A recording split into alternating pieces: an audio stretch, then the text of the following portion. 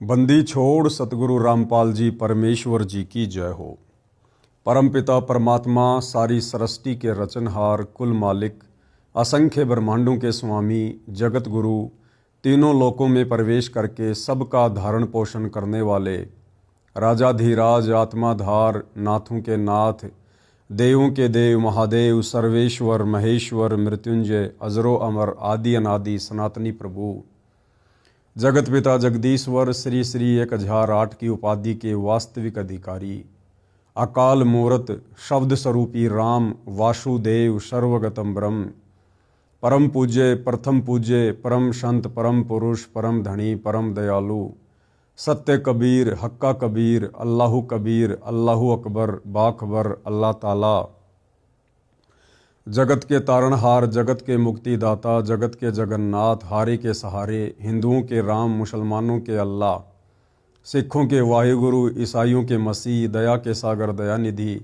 करुणा के सागर करुणानिधि, स्वयंभू परिभू, संकट मोचन, कष्ट हरण, मंगल करण, दुख भंजन, अविगत कबीर, निर्विकार निर्विषम परमात्मा, अलय अलेख सतगुरु, आदि अनादि सतगुरु, असली मर्यादा पुरुषोत्तम, असली राम, असली कृष्ण, असली घनश्याम, असली मुरारी, राजाओं के राजा, महाराजाओं के महाराजा, शहंशाहों के शहंशाह, सम्राटों के सम्राट, भगवानों के भगवान, अल्लाहों के अल्लाह, प्रभुओं के प्रभु, मसीहाओं के मसीह, सच्चे वाहिगुरु, बाबाओं के बाबा, पीरों के पीर, सेठों के सेठ, जगत सेठ, सावड़सा सेठ, सर्वगुण संपन्न, अनंत कोटि कलाओं के स्वामी, अनंत कोटि ब्रह्मांडों के नायक, योगियों में महायोगी, ध्यानियों में महाध्यानी, सिद्धों में परम सिद्ध, ज्ञानियों में तत्वज्ञानी, ब्रह्म ज्ञानी, महाज्ञानी, परम ज्ञानी, सर्वश्रेष्ठ ज्ञानी, विज्ञानी, युवा कबीर, समर्थ कबीर, असमवात, अमित ओजा,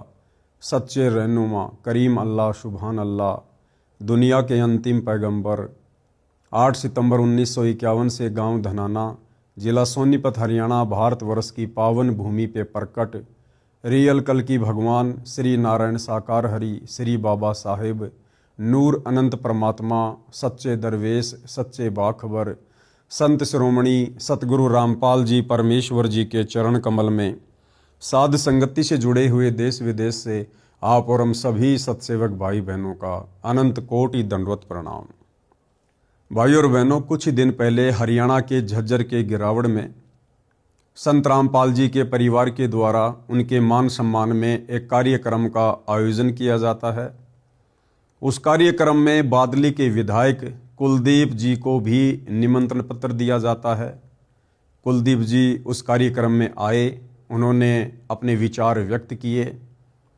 उसके कुछ ही समय बाद उत्तर प्रदेश के कानपुर शहर का रहने वाला एक व्यक्ति रामचंद्र यादव विधायक कुलदीप जी को अभद्र तरीके से गालियां देता है, उन्हें जान से मारने की धमकी भी देता है।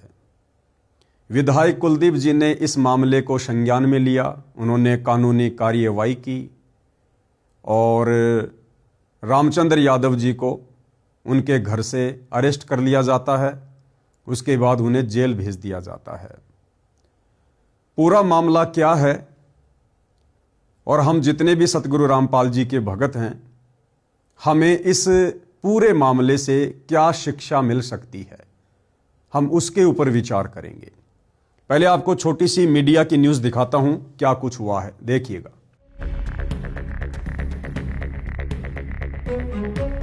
बादली से कांग्रेस विधायक कुलदीप वत्स को जान से मारने की धमकी देने के मामले में पुलिस ने आरोपी को उत्तर प्रदेश के कानपुर से गिरफ्तार कर लिया है। आरोपी की पहचान रामचंद्र यादव के रूप में हुई है, जिसके खिलाफ दिल्ली और उत्तर प्रदेश में पहले से ही कई आपराधिक मामले दर्ज हैं। गौर करने वाली बात ये है कि आरोपी ने खुद को संत रामपाल का अनुयायी बताया है। वहीं आरोपी की गिरफ्तारी के बाद एसीपी क्राइम झज्जर प्रदीप नैन ने बताया कि 12 जनवरी को आरोपी रामचंद्र यादव ने कांग्रेस विधायक कुलदीप वत्स को फोन कर अभद्र भाषा का प्रयोग करते हुए जान से मारने की धमकी दी थी। इस घटना के बाद विधायक कुलदीप वत्स की शिकायत पर थाना सदर झज्जर में आरोपी के खिलाफ मामला दर्ज किया गया। पुलिस जांच में सामने आया है कि 11 जनवरी को झज्जर जिले के गांव गिरावड़ में संत रामपाल के अनुयायियों द्वारा किसान एवं मजदूरों की सहायता के उद्देश्य से आयोजित संत रामपाल सम्मान समारोह में कांग्रेस विधायक कुलदीप वत्स शामिल हुए थे।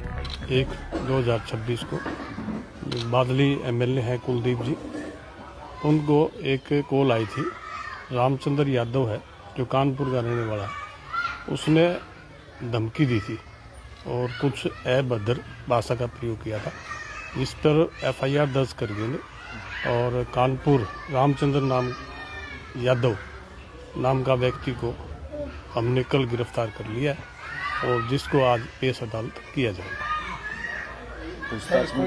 पूछताछ में अभी ये बताया कि इसके खिलाफ में पहले भी 2 एफआईआर दर्ज है, उत्तर प्रदेश और दिल्ली में अभी भी विचाराधीन है। और ये रामपाल बाबा है जो महाराज है, उसके संगठन का कार्य करता है। तो इस बिना पर ये पहले भी ऐसी अभद्र भाषा का प्रयोग किया है इसने और इसके खिलाफ पहले भी जेल में रहे आए। तो कल इसको गिरफ्तार करके आज पेश अदालत किया। तो भाई और बहनों, आपने वीडियो देखा। वीडियो देखकर माजरा क्या है आप जी की समझ में आ गया होगा।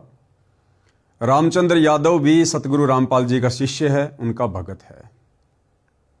भाई और बहनों, सन 2014 बरवाला कांड के बाद से संत रामपाल जी के भक्तों की ये अग्नि परीक्षा का समय है।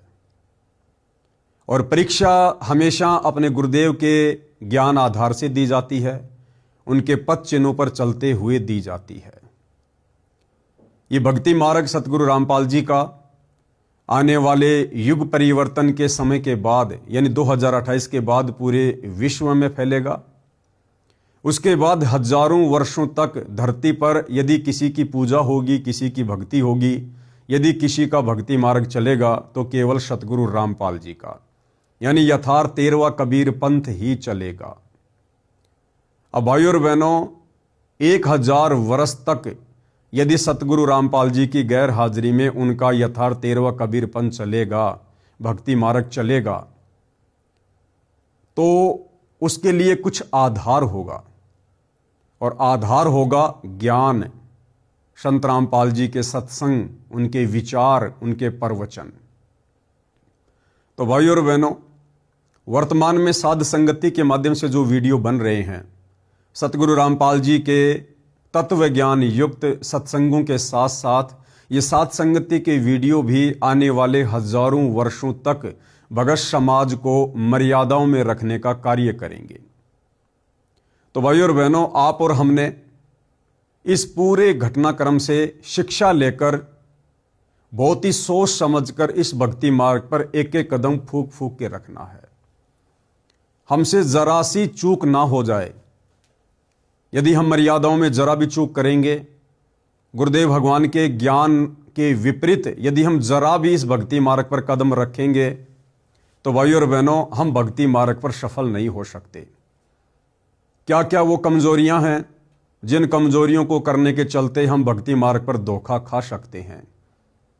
क्या क्या वो बातें हैं जिनका यदि हमने विशेष तौर पर ध्यान नहीं रखा तो गुरुदेव भगवान की मर्यादाएं टूटेंगी, और मर्यादा टूटेगी तो हम भक्ति मार्ग पर कभी भी सफल नहीं हो सकते। तो वीडियो आप जी ने देख लिया है। दास आपको अब आगे अखबार की न्यूज भी दिखाएगा। विधायक को बम से उड़ाने की धमकी देने वाला रामचंद्र 10 दिन बाद काबू, सीआईए ने कानपुर से किया गिरफ्तार, जेल भेजा। ये रामचंद्र यादव जी हैं जो कि सतगुरु रामपाल जी के शिष्य हैं और इन्हें इनके घर से यानी कानपुर से पुलिस के द्वारा गिरफ्तार करके जेल भेज दिया गया है। भास्कर न्यूज झज्जर, बादली से कांग्रेस विधायक कुलदीप वत्स को फोन पर बम से उड़ाने की धमकी देने वाले कानपुर निवासी रामचंद्र यादव को झज्जर सीआईए ने 10 दिन के बाद पकड़ लिया है। मंगलवार को उसे अदालत में पेश किया गया, जहां उसे न्यायिक हिरासत में भेज दिया गया है। एसीपी क्राइम प्रदीप नैन और सीआईए प्रभारी राजेश कुमार ने बताया कि बादली विधायक कुलदीप वत्स ने रामचंद्र यादव के खिलाफ 12 जनवरी को एफआईआर दर्ज कराई थी, जिसमें उन्हें अभद्र भाषा का प्रयोग कर जान से मारने की धमकी दी गई थी। भाई और बहनों, सतगुरु रामपाल जी परमेश्वर अपने अमृत वचनों में अपनी वाणी में कहते हैं कि गाली ही से उपजय कलह कष्ट और मीच, हार चले सो साधु है, लागी मरे सो नीच। गाली ही से उपजे, एक छोटी सी गाली देने से क्या क्या उत्पन्न हो जाता है? गाली ही से उपजे कलह, कष्ट और मीच, आपस में लड़ाई झगड़ा हो जाता है, बात मार पिटाई तक पहुंच जाती है, बहुत ज्यादा कष्ट उठाना पड़ सकता है। और मीच यानी एक छोटी सी गाली मृत्यु तक भी पहुंच जाती है, पहुंच सकती है। यह सतगुरु रामपाल जी कबीर परमेश्वर जी के अमृत वचन है। हमने परमेश्वर की प्रत्येक वाणी को अपने जीवन में लागू करना है, धारण करना है। रामचंद्र यादव जो कि कानपुर से हैं, सतगुरु रामपाल जी के भगत हैं। सन 2014 में उन्होंने सतलोक आश्रम बरवाला से नाम दीक्षा ली। 2014 बरवाला कांड के बाद जैसे जैसे बरवाला कांड के खुलासे होने लगे और जैसे जैसे भगत समाज के सामने इस प्रकार की बातें आने लगी कि सन 2014 बरवाला कांड में संत रामपाल जी का किसी भी प्रकार से कोई रोल नहीं है, उनका कोई हाथ नहीं था।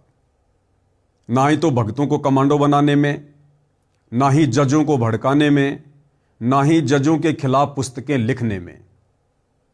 ये सारा का सारा मामला संत रामपाल जी के कलयुगी परिवार के द्वारा, सतलोक आश्रम मैनेजमेंट कमेटी के कुछ लोगों के द्वारा एक षड्यंत्र के तहत रचा गया था। काल प्रेरणा से दुनिया अभी भक्ति मार्ग से अनजान है, अनभिज्ञ है। काल कौन है, काल प्रेरणा क्या है, ये क्यों होता है, कैसे होता है, दुनिया उस समय जानेगी जब सतगुरु रामपाल जी के सत्संग सुनेगी, इस भक्ति मार्ग पर कदम रखेगी, सृष्टि रचना को सुनेगी, पढ़ेगी, समझेगी, तब पता चलेगा काल कौन है और काल की प्रेरणा से क्या क्या कुकर्म वर्तमान में इस देश और दुनिया में हो रहे हैं। तो रामचंद्र यादव जी ने अपने गुरुदेव भगवान की शिक्षाओं को दरकिनार करते हुए, उनकी मर्यादाओं को तोड़ते हुए, बादली के विधायक कुलदीप जी को मां बहन की अभद्र गालियां दी, उनको बम से उड़ाने की धमकी दी और जान से मारने की धमकी दी। देखो भाई और बहनों, विधायक चाहे कांग्रेस सरकार का हो, चाहे बीजेपी सरकार का हो, मंत्री, मुख्यमंत्री चाहे किसी भी पार्टी का क्यों ना हो, ये लोग जनप्रतिनिधि होते हैं। ये लोग अध्यात्म और भक्ति मार्ग से कोसों दूर होते हैं। मान बढ़ाई और अहंकार इन लोगों के नाक के ऊपर होता है। और जनप्रतिनिधि का ये कार्य होता है कि जहां भी कोई समागम हो, कोई समारोह हो, कोई आयोजन हो, कोई कार्यक्रम हो, वहां उनको बुलाया जाए। और ये लोग खुशी खुशी वहां पर जाते हैं, क्योंकि वहां जाने से इन लोगों को राजनीतिक फायदे होते हैं। जनप्रतिनिधि को हमेशा जनता के बीच में रहने में आनंद आता है, क्योंकि उसका कार्य भी यही होता है। और ये जो झज्जर की गिरावट का कार्यक्रम था, ये कुलदीप जी के क्षेत्र के अंतर्गत ही आता है, इसलिए उनको बुलाया गया और वो वहां उस कार्यक्रम में गए। और जो भी बातें, जैसा भी उनको ज्ञान था अध्यात्म के विषय में, संत रामपाल जी के विषय में, उन्होंने वो बातें वहां पर रख दी। उन बातों को लेकर रामचंद्र यादव जी ने उनको फ़ोन किया और लगभग 11 मिनट तक, जैसा कि बताया गया है, माँ बहन की अभद्र गालियां दी और बम से उड़ाने की धमकी दी। देखो भाई और बहनों, कुलदीप जी का इसमें किसी भी प्रकार से कोई दोष नहीं है। मैं पवन दास भी वीडियो बनाता हूं, जो कार्यक्रम सतगुरु रामपाल जी का परिवार वर्तमान में उनकी गैर मौजूदगी में काल प्रेरणा से करवा रहा है। भगत समाज का अरबों खरबों का दान धर्म बर्बाद करवा रहा है, भगत समाज की मर्यादा तोड़वा रहा है। संत रामपाल जी के ज्ञान के विरुद्ध होकर जो भी कुकृत्य सतलोक आश्रम मैनेजमेंट कमेटी कर रही है, मैं पवन दास और मेरे तमाम साथ संगति से जुड़े सत्सेवक भाई बहन भी वीडियो बनाते हैं। लेकिन हमारा तरीका अलग है। हमारा तरीका ज्ञान आधार का है, गाली गलौच का नहीं है, राग द्वेष ईर्ष्या और मान बढ़ाई का नहीं है। रामचंद्र जी ने अपने गुरुदेव की मर्यादा तोड़ी, क्योंकि गुरुदेव के भक्ति विधान में किसी को गाली देना नहीं लिखा है। गुरुदेव अपनी वाणी में कहते हैं कि गाली ही से उपजय कलह कष्ट और मीच, भाई हार चले सो साधु है और लागी मरे सो नीच। भगत किसी को गाली दे ये तो बहुत दूर की बात है। यदि भगत को कोई गाली देता है बेवजह तो भगत ने उसके प्रति उत्तर में उसको कुछ नहीं कहना है, कोई गाली नहीं देनी है, कुछ भी अपशब्द नहीं कहना है। भगत ने अपनी हारी लिख देनी है कि हरिजन तो हारा भला और जीतन दे संसार, हारा तो हरि सो मिले और जीता यम की लार। गुरुदेव भगवान हमें आगे शिक्षा देते हैं कि जो तोकू काटा बोवे वाको बोतू फूल, तोहे फूल के फूल हैं वाको हैं त्रिशूल। एक भगत के क्या लक्षण हैं, एक भगत का कैसा स्वभाव होता है, एक भगत का कैसा आचार विचार व्यवहार होता है, ये संत रामपाल जी का शिष्य होने के बावजूद रामचंद्र जी ने नहीं दर्शाया। जबकि विधायक कुलदीप जी ने रामचंद्र जी को, जैसा कि सूत्र बताते हैं, विधायक जी ने रामचंद्र जी को प्रति उत्तर में ऐसी मां बहन की कोई भी गाली नहीं दी। तो भाइयों और बहनों, संत रामपाल जी का भगत होने के बावजूद रामचंद्र यादव जी ने मर्यादा तोड़ी, परमेश्वर की वाणियों को लांघा, उल्लंघना की, अपनी मर्यादा तोड़ी। और उधर एक व्यक्ति जो संत रामपाल जी का भगत भी नहीं है, जनप्रतिनिधि है, उन्होंने फिर भी एक सभ्य व्यक्ति की भूमिका निभाते हुए और उन्होंने रामचंद्र जी को समझाने का प्रयास किया। लेकिन जिस प्रकार से उनको धमकी दी गई बम से उड़ाने की, जान से मारने की, भाई और बहनों डर सबको लगता है। इससे पहले भी रामचंद्र जी हरियाणा में काफी लोगों को, काफी नेताओं को इस प्रकार की अभद्र गालियां दे चुका है। तो बम से उड़ाने की धमकी के बाद बादली के विधायक कुलदीप जी ने कानूनी कार्रवाई करवाई, जिसके तहत रामचंद्र जी को पुलिस पकड़कर लेकर आई और उनको जेल भेज दिया गया। तो कहने का मतलब भाई और बहनों, इस परीक्षा के समय में, अग्नि परीक्षा के समय में, इस रामचंद्र यादव के प्रकरण से आप और हमने शिक्षा लेनी है। ये परमात्मा, ये कबीर देव सतगुरु रामपाल जी भगवान, ये किसी का सगा नहीं है। काल और कबीर परमेश्वर जी का तपतशिला पर जो एग्रीमेंट हुआ था वो शायद हम भाई बहन भूल जाते हैं। काल ने कबीर परमेश्वर जी से कहा था कि हे परमेश्वर, आप नीचे जाओगे, आत्माओं को मेरे विषय में बताओगे, अपना तत्व ज्ञान समझाओगे और आत्माओं को सतलोक लेकर जाओगे। लेकिन परमेश्वर, मेरी एक प्रार्थना है, आप जबरदस्ती किसी के साथ ना करना। आप नीचे जाकर सत्संग सुनाना, अपना ज्ञान बताना, अपनी मर्यादा बताना कि एक भगत किन किन मर्यादाओं में रहकर कैसे अपने गुरुदेव के वचन में रहकर पूर्ण मोक्ष प्राप्त कर सकता है। और एक भगत ने यदि मर्यादा तोड़ी, गुरु के वचन को तोड़ा, तो वो यही काल के लोक में धक्के खाएगा।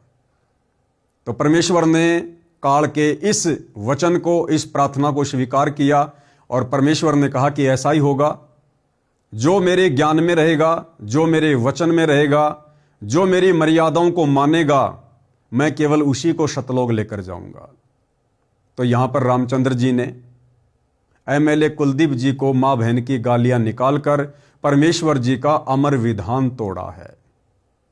और भाइयों और बहनों, जैसे ही रामचंद्र जी ने परमेश्वर के विधान को तोड़ा, तुरंत उनके ऊपर काल ने एक्शन लिया और उनको जेल में डलवा दिया।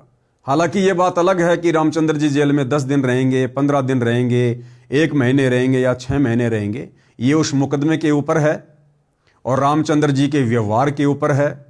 वो विधायक से माफ़ी मांगते हैं या नहीं मांगते हैं, इस मामले को सुलझाने में रामचंद्र जी की और विधायक की आपस में क्या सहमति होगी, ये बाद की बातें हैं, ये कानूनी मैटर है। आप और हम भाई बहनों ने जो शिक्षा लेनी है वो ये है कि आप और हमने शौपन में भी सतगुरु रामपाल जी परमेश्वर जी की मर्यादाओं को नहीं तोड़ना है। ये हमारी अग्नि परीक्षा का समय है। यदि हमने परमेश्वर की मर्यादाओं को तोड़ा, गुरु वचन को तोड़ा, तो इस समय भाई और बहनों ये काल अपने 1000 हाथ और 1000 मुख खोल कर खड़ा हुआ है। काल कसाई तक तक मारे, पग पग पे यो बाणा। आप और हमने ज्ञान आधार के साथ साथ बुद्धि विवेक से भी काम लेना है। भक्ति मार्ग में संत रामपाल जी के सुयोग्य भगत होने के साथ साथ हम एक अच्छे सामाजिक व्यक्ति भी हैं। हमने समाज में एक अच्छे नागरिक की तरह रहना है, व्यवहार करना है, क्योंकि समाज हमें हर प्रकार से देख रहा है, जांच रहा है। यदि सतगुरु रामपाल जी के नाम की छाप लगवाने के बाद, उनसे उपदेश लेने के बाद, यदि हमने अपने गुरुदेव भगवान की किसी भी प्रकार से बदनामी करवाई, क्योंकि आप और हमें कोई नहीं जानता, संत रामपाल जी का वो भगत जो मर्यादा में रहकर भक्ति करता है, उसकी पहचान उसके आसपास के क्षेत्र में, उसके समाज में, उसके गांव में, उसकी रिश्तेदारियों में ऑटोमेटिक हो जाती है। उसके बाद अगर संत रामपाल जी का भगत कोई भी गलती करता है, कोई भी सामाजिक या आध्यात्मिक मर्यादा तोड़ता है, तो उसके बाद बदनामी उस भगत की नहीं होती है, बदनामी सीधे सीधे संत रामपाल जी की होती है। और अपने गुरु की बदनामी का कारण बनकर, गुरु निंदा का कारण बनकर वो भगत फिर परमात्मा का दोषी बनता है, मोक्ष से भी वंचित रह जाता है। तो सबसे पहली शिक्षा आप और हमने वर्तमान में अग्नि परीक्षा के समय में अपने गुरुदेव भगवान की प्रत्येक मर्यादाओं को जान पर खेल कर निभाना है। बहुत सारी परीक्षा गुरुदेव भगवान जबरदस्ती लेगा। जानबूझ के सतगुरु रामपाल जी भगवान हम भक्तों के सामने इस अग्नि परीक्षा के समय ऐसी ऐसी परिस्थितियां पैदा करेंगे जो हमें सोचने पर मजबूर कर देंगी, हमें धर्म संकट में डाल देंगी। जिस प्रकार सेऊ, सम्मन और नेकी की परीक्षा लेने के लिए परमात्मा जी ने ऐसी परिस्थितियां प्रकट कर दी, उस दिन नेकी को और सम्मन को किसी ने 2 किलो आटा भी उधार नहीं दिया। क्या ऐसा संभव है? इतने बड़े नगर में, इतने बड़े गांव में कोई व्यक्ति 2 किलो आटा उधार भी ना दे? अवश्य देते, लेकिन परमेश्वर ने उस दिन उन आत्माओं की परीक्षा लेनी थी, इसलिए परमात्मा ने सभी नगरवासियों में प्रेरणा कर दी और किसी ने भी उधार आटा नहीं दिया, क्योंकि परमेश्वर ने अपने आत्माओं के भाव देखने थे, उनकी श्रद्धा देखनी थी, उनके ज्ञान आधार को चेक करना था, उनके बुद्धि विवेक को परमात्मा ने परखना था। तो इसी प्रकार भाई और बहनों, रामचंद्र यादव की भी ये एक परीक्षा थी। अब रामचंद्र यादव ने गाली देना लोगों को शुरू क्यों किया, यह भी एक बहुत बड़ा सवाल है कि संत रामपाल जी का भगत तो कभी किसी को गालियां नहीं देता है। संत रामपाल जी का भक्ति विधान तो कहता है कि जो तोकू काटा बोवे वाको बोतू फूल, तो ये फूल के फूल हैं वाको हैं त्रिशूल। फिर रामचंद्र यादव के अंदर ये गाली देने की गंदी प्रवृत्ति कैसे पैदा हुई, क्यों पैदा हुई, कहां से पैदा हुई? इसका मतलब मर्यादा बहुत पहले से टूटी हुई है। और सबसे बड़ी मर्यादा क्या टूटी हुई है? सन 2014 बरवाला कांड के बाद सन 2015 में मैं पवन दास प्रथम बार रामचंद्र यादव के संपर्क में आया। रामचंद्र यादव सात संगति से जुड़ा। दास ने रामचंद्र यादव को बरवाला कांड के विषय में बताया, समझाया, जितना मुझे उस समय याद था। रामचंद्र यादव को भी लगा कि वास्तव में संत रामपाल जी का परिवार, सतलोक आश्रम कमेटी संत रामपाल जी के साथ बहुत बुरा कर रही है, उन्हें एक आम व्यक्ति की तरह ट्रीट कर रही है, अपने गुरु को मानुष मानकर उनके साथ इस प्रकार से व्यवहार कर रही है, जैसा कि उन्होंने बरवाला कांड में किया। और बरवाला कांड के बाद उन्होंने भगत समाज से मर्यादा तुड़वा कर किया। तो रामचंद्र यादव को भी लगा कि मुझे भी सात संगति से जुड़कर बरवाला कांड की सच्चाई को भगत समाज में और जन जन तक पहुंचाना चाहिए। तो सन 2015 में रामचंद्र यादव सात संगति से जुड़ता है और 2020 तक रामचंद्र यादव सात संगति से जुड़ा रहता है। अपनी बहुत ही अच्छी और अहम भूमिका वो सात संगति में निभाता है। लेकिन 2020 में जब मैंने मेरठ में एक छोटा सा वीडियो बनाया था कोरोना को लेकर, उसके बाद रामचंद्र यादव सात संगति से दूर हो जाता है, सात संगति से हट जाता है, अपने खुद की सोच के चलते, अपने खुद के विचारों के चलते। और उसके बाद से वो लगातार साध संगति का जो साध संगति सतगुरु रामपाल जी परमेश्वर जी का यथार्थ भक्ति मार्ग है, उनका 13वां कबीर पंथ है। यानी साध संगति से जुड़कर ही आप एक नेक, योग्य, सुयोग्य और शतलोक के लिए अधिकारी भगत बन सकते हैं। साध संगति से जुड़कर ही आप अपने गुरु को परमात्मा के रूप में हृदय से, आत्मा से स्वीकार कर सकते हैं, अन्यथा नहीं। तो रामचंद्र यादव ने फिर उस साध संगति का और साध संगति से जुड़ी हुई आत्माओं का विरोध करना शुरू कर दिया। अब भाई और बहनों, यदि कोई परमेश्वर की सत भक्ति मर्यादा में रहकर करने वाली आत्माओं का विरोध करेगा, कोई परमेश्वर रामपाल जी के यथार्थ पंथ का विरोध करेगा, उसी दिन से उस आत्मा के कर्म बिगड़ने शुरू हो जाते हैं, वो चाहे भगत हो या चाहे जगत का कोई व्यक्ति हो। तो धीरे धीरे रामचंद्र जी के कर्म बिगड़ने शुरू हुए। साध संगति से दूर होने के कारण रामचंद्र जी मर्यादाओं में रहकर भक्ति भी नहीं करते थे और वो अपने गुरु को परमात्मा के रूप में नहीं मानते थे और ना ही वर्तमान में मानते हैं, क्योंकि रामचंद्र जी की हालत भी सतलोक आश्रम कमेटी से जुड़े लाखों भक्तों की तरह से है। जिस प्रकार सतलोक आश्रमों से जुड़े भगत जुबान से तो कहते हैं कि संत रामपाल जी परमात्मा है, भगवान है, परमेश्वर हैं, लेकिन हृदय से नहीं मानते हैं कि संत रामपाल जी ही पूर्ण ब्रह्म परमात्मा है। क्योंकि संत रामपाल जी के अलावा इन सतलोक आश्रमों में और सतलोक आश्रमों से जुड़े लाखों भक्तों के घरों में संत रामपाल जी के अलावा कबीर जी की समझे जाने वाली एक दाढ़ी मूछ वाली बेजुबान मुर्दा फोटो भी मिलेगी। और जून के महीने में ये सभी लोग उस दाढ़ी मूछ वाली कबीर जी की बेजुबान फोटो को कबीर परमात्मा मानकर, भगवान मानकर, परमेश्वर मानकर उसका प्रकट दिवस मनाते हैं। तो ना ही तो सतलोक आश्रम कमेटी से जुड़े लोग संत रामपाल जी को ज्ञान आधार से, हृदय से परमात्मा मानते हैं और ना ही रामचंद्र यादव जी मानते हैं। तो भाई और बहनों, काल का दाव तो लगना ही लगना था।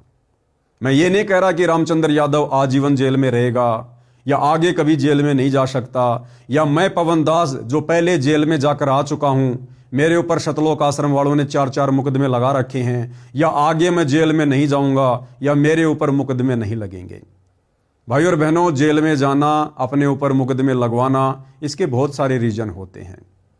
यदि आप वास्तव में सत्य भक्ति मार्ग पर हैं, मर्यादाओं में हैं, संघर्ष कर रहे हैं और आपका संघर्ष करने का प्रयोजन यदि सही है, सही दिशा में है, तो चाहे आपको 50 बार जेल क्यों ना हो, परमेश्वर की इस सच्चाई को, जिस सच्चाई को परमेश्वर रामपाल जी का परिवार 2014 बरवाला कांड के बाद से दबाने में लगा हुआ है, पाखंड और अज्ञान फैला रहा है, इनके विरुद्ध संगत को जगाते हुए, सेवा करते हुए, संघर्ष करते हुए यदि हम सत्सेवक भाई बहन 100 बार भी जेल जाते हैं तो हमारा जेल में जाना सार्थक होता है।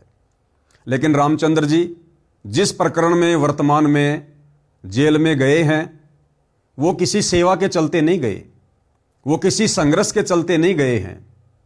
रामचंद्र यादव जी ने परमेश्वर रामपाल जी की मर्यादा तोड़ी है, मर्यादा तोड़ने के चलते काल का अटैक हुआ है और उनको जेल में डाला गया है। तो भाई और बहनों, सबसे पहली शिक्षा आप और हम भगत भाई बहनों ने 100पन में भी जो जो नियम और मर्यादा गुरुदेव भगवान ने हमें प्रथम नाम दीक्षा के समय दी है, शतनाम के समय दी है, या सत्संगों में हमें जिन जिन बातों के ऊपर दृढ़ता के साथ अमल करने के लिए प्रतिबद्ध किया है, हमें आदेश दिया है, निर्देश दिया है, आप और हमने दृढ़ता से उन तमाम सतगुरु के वचनों का, आदेशों का पालन करना है, क्योंकि हम वर्तमान में अग्नि परीक्षा के दौर से गुजर रहे हैं। द्वापर के अंत में जो महाभारत हुआ था, उसके बाद जो सबसे बड़ा महाभारत वर्तमान में धरती पर हो रहा है, तो संत रामपाल जी के पंथ में हो रहा है, उनके भक्ति मार्ग में हो रहा है। दुनिया को ये बातें 2028 के बाद पता लगना शुरू होंगी। संत रामपाल जी के पंथ में 2 पार्ट बन चुके हैं, यानी संत रामपाल जी की संगत 2 भागों में विभाजित हो चुकी है।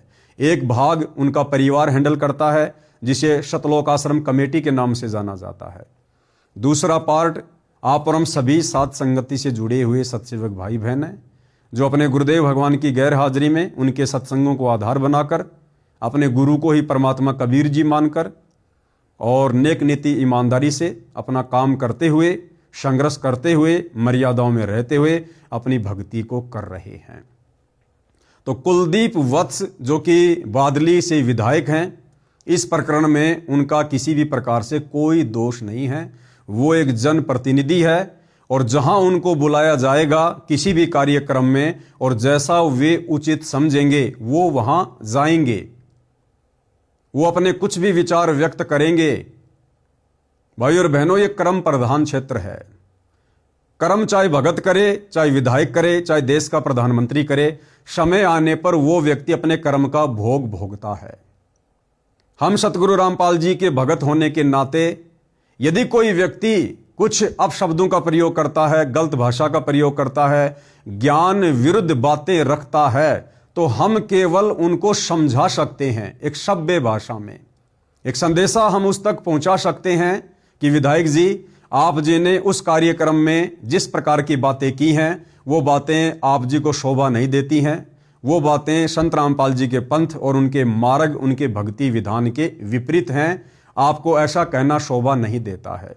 इस प्रकार से हम किसी को बता सकते हैं, समझा सकते हैं, लेकिन माँ बहन की गालियां देना, सीधे सीधे किसी को बम से उड़ाने की धमकी देना, जान से मारने की धमकी देना, ये परमेश्वर रामपाल जी के सत भक्ति मार्ग में दूर दूर तक नहीं है। और ना ही सतगुरु रामपाल जी कभी अपने भक्तों को इस प्रकार की घटिया शिक्षा देते हैं। तो सबसे पहली शिक्षा, आप और हमने सौपन में भूलकर भी अपने गुरुदेव की मर्यादाओं को नहीं तोड़ना है। हालांकि रामचंद्र यादव बहुत अच्छा इंसान है, अच्छा भगत है, लेकिन भाई और बहनों, इस भक्ति मार्ग में आपके अंदर लाख अच्छाइयां हैं। यदि आपने जरा भी मर्यादा तोड़ दी, काल सर पर बैठा होता है, उसी समय अटैक करेगा। आपकी 100 अच्छाइयों को एक पल में आपकी एक छोटी सी गलती करने के चलते वो मिट्टी में मिला देगा, धूल में मिला देगा। और गुरुदेव भगवान कहते हैं कि भाई मेरे पंथ में, मेरे मार्ग में आप चाहे कितने अच्छे भगत हैं, कितने बड़े भगत हैं, कितने ही वक्ता भगत हैं, आपको कितना ही ज्ञान समझ में आ गया हो, लेकिन इस मार्ग में यदि आपने जरा सी मर्यादा कर दी, जरा सी त्रुटि कर दी, तो परमेश्वर आपको मोक्ष प्रदान नहीं करेगा, परमेश्वर आपको सतलोक में लेकर नहीं जाएगा। हमने हर प्रकार से, हर मर्यादाओं में रहकर ही भक्ति पर अपने आप को सुचारू रखना है। हमने हर कदम पर अपने गुरुदेव भगवान को प्रसन्न रखना है। गुरुदेव कहते हैं कि जिन बातों से गुरु दुख पावे, उन बातों को दूर भगावे। तो किसी को गाली देने से, किसी के साथ अभद्र बातें करने से, मार पिटाई की बातें करने से सतगुरु रामपाल जी भगवान कभी भी प्रसन्न नहीं होंगे। तो भाई और बहनों, आप और हमने विशेष तौर पर इन बातों का ध्यान रखना है। तो क्या कुछ कहा जा रहा है? बादली से कांग्रेस विधायक कुलदीप को फोन पर बम से उड़ाने की धमकी देने वाले कानपुर निवासी रामचंद्र यादव को झज्जर सीआईए ने 10 दिन के बाद पकड़ लिया है। मंगलवार को उसे अदालत में पेश किया गया, जहां उसे न्यायिक हिरासत में भेज दिया गया है। एसीपी क्राइम प्रदीप नैन और सीआईए प्रभारी राजेश कुमार ने बताया है कि बादली विधायक कुलदीप वत्स ने रामचंद्र यादव के खिलाफ 12 जनवरी को एफआईआर दर्ज कराई थी, जिसमें उन्हें अभद्र भाषा का प्रयोग कर जान से मारने की धमकी दी गई थी। मामला दर्ज होने के बाद पुलिस ने रामचंद्र यादव को ट्रेस आउट किया और आखिरकार 10 दिन बाद वह पकड़ लिया गया है। एसीपी क्राइम प्रदीप नैन ने बताया कि रामचंद्र के खिलाफ यूपी पुलिस में पहले से ही कुछ मामले दर्ज हैं। अब यूपी पुलिस में क्या मामले दर्ज हैं, कैसे मामले दर्ज हैं, किन बातों को लेकर मामले दर्ज हैं, मुझदास को इसकी विशेष जानकारी नहीं है।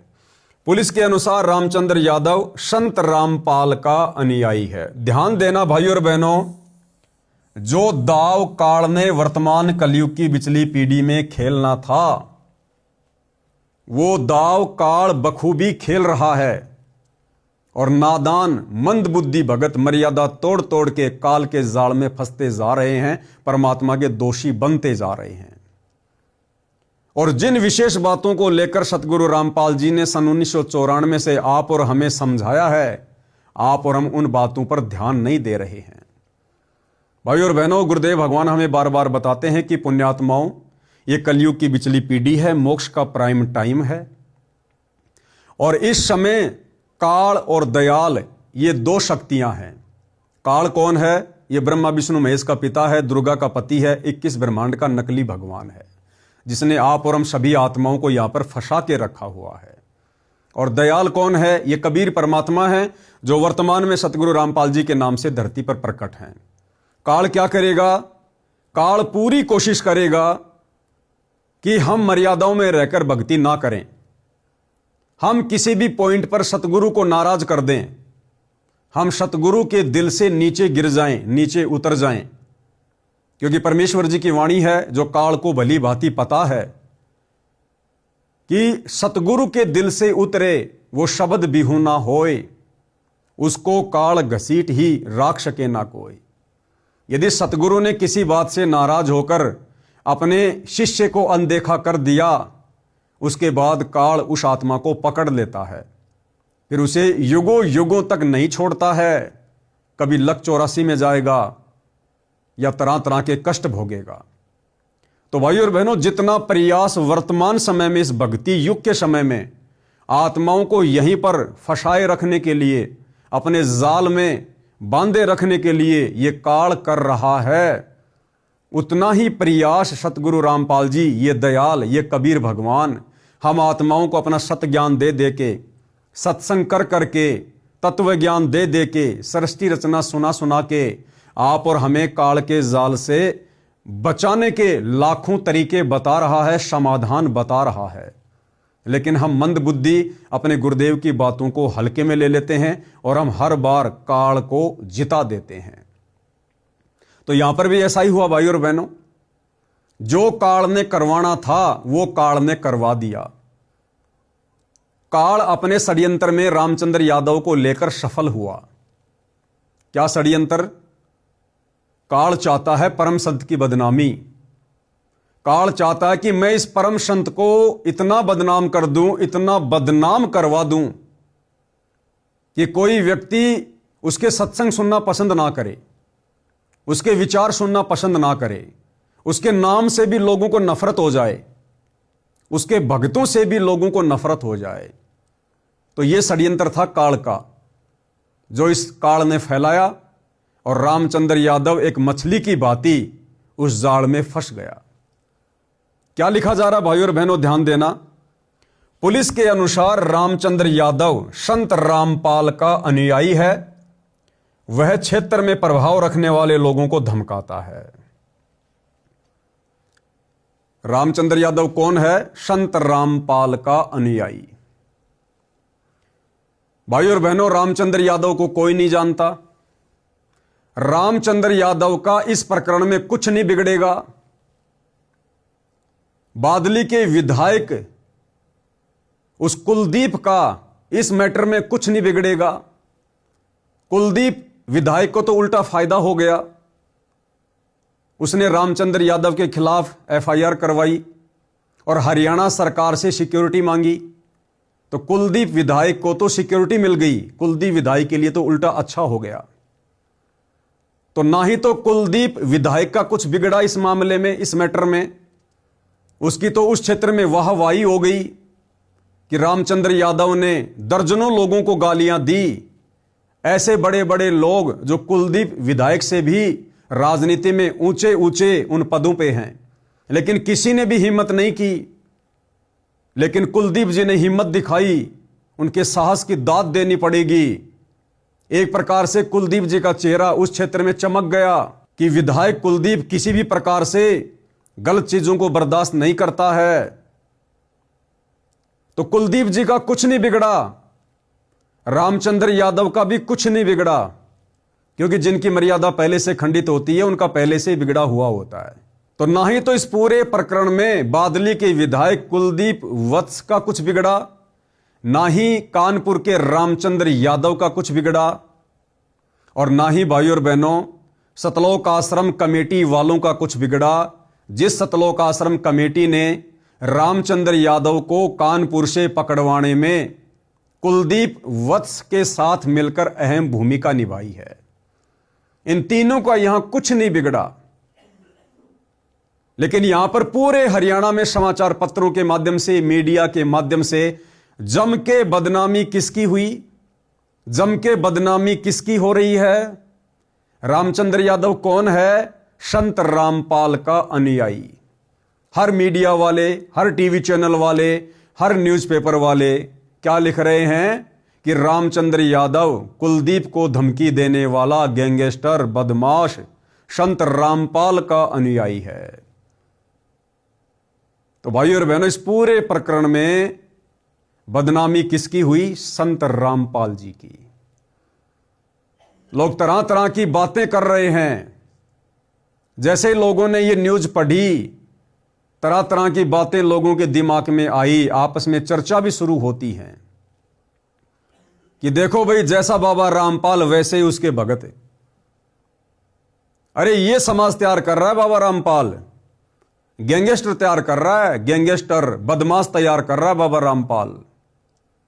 जैसा खुद बाबा रामपाल, वैसा ही बाबा रामपाल अपने भगत तैयार कर रहा है। क्योंकि भाइयों और बहनों, जिस प्रकार से बरवाला कांड 2014 में संत रामपाल जी के नालायक परिवार ने अपनी मनमानी हरकतों के चलते जो ब्लैक कमांडो आश्रम में भक्तों को बनाकर बाहर खड़े किए थे पुलिस प्रशासन के सामने मरने मारने के लिए, जिस बरवाला कांड में संत रामपाल जी के परिवार की मनमानियों के चलते 6 भक्तों की मौत हुई, मर्डर का मुकदमा संत रामपाल जी पर लगा, देशद्रोह का मुकदमा संत रामपाल जी पर लगा, इस तमाम प्रकरण में केवल संत रामपाल जी की ही बदनामी हुई। संत रामपाल जी के परिवार को कोई नहीं जानता, गली का कुत्ता भी नहीं जानता उनका भाई कौन है, उनके बेटा बेटी कौन है। बदनामी बरवाला कांड के प्रकरण में संत रामपाल जी की, क्योंकि आश्रम किसका? संत रामपाल जी का।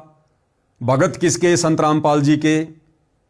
बरवाला कांड कहां हुआ? संत रामपाल जी के बरवाला स्थित सतलोक आश्रम में। तो जम के बदनामी किसकी? संत रामपाल जी की।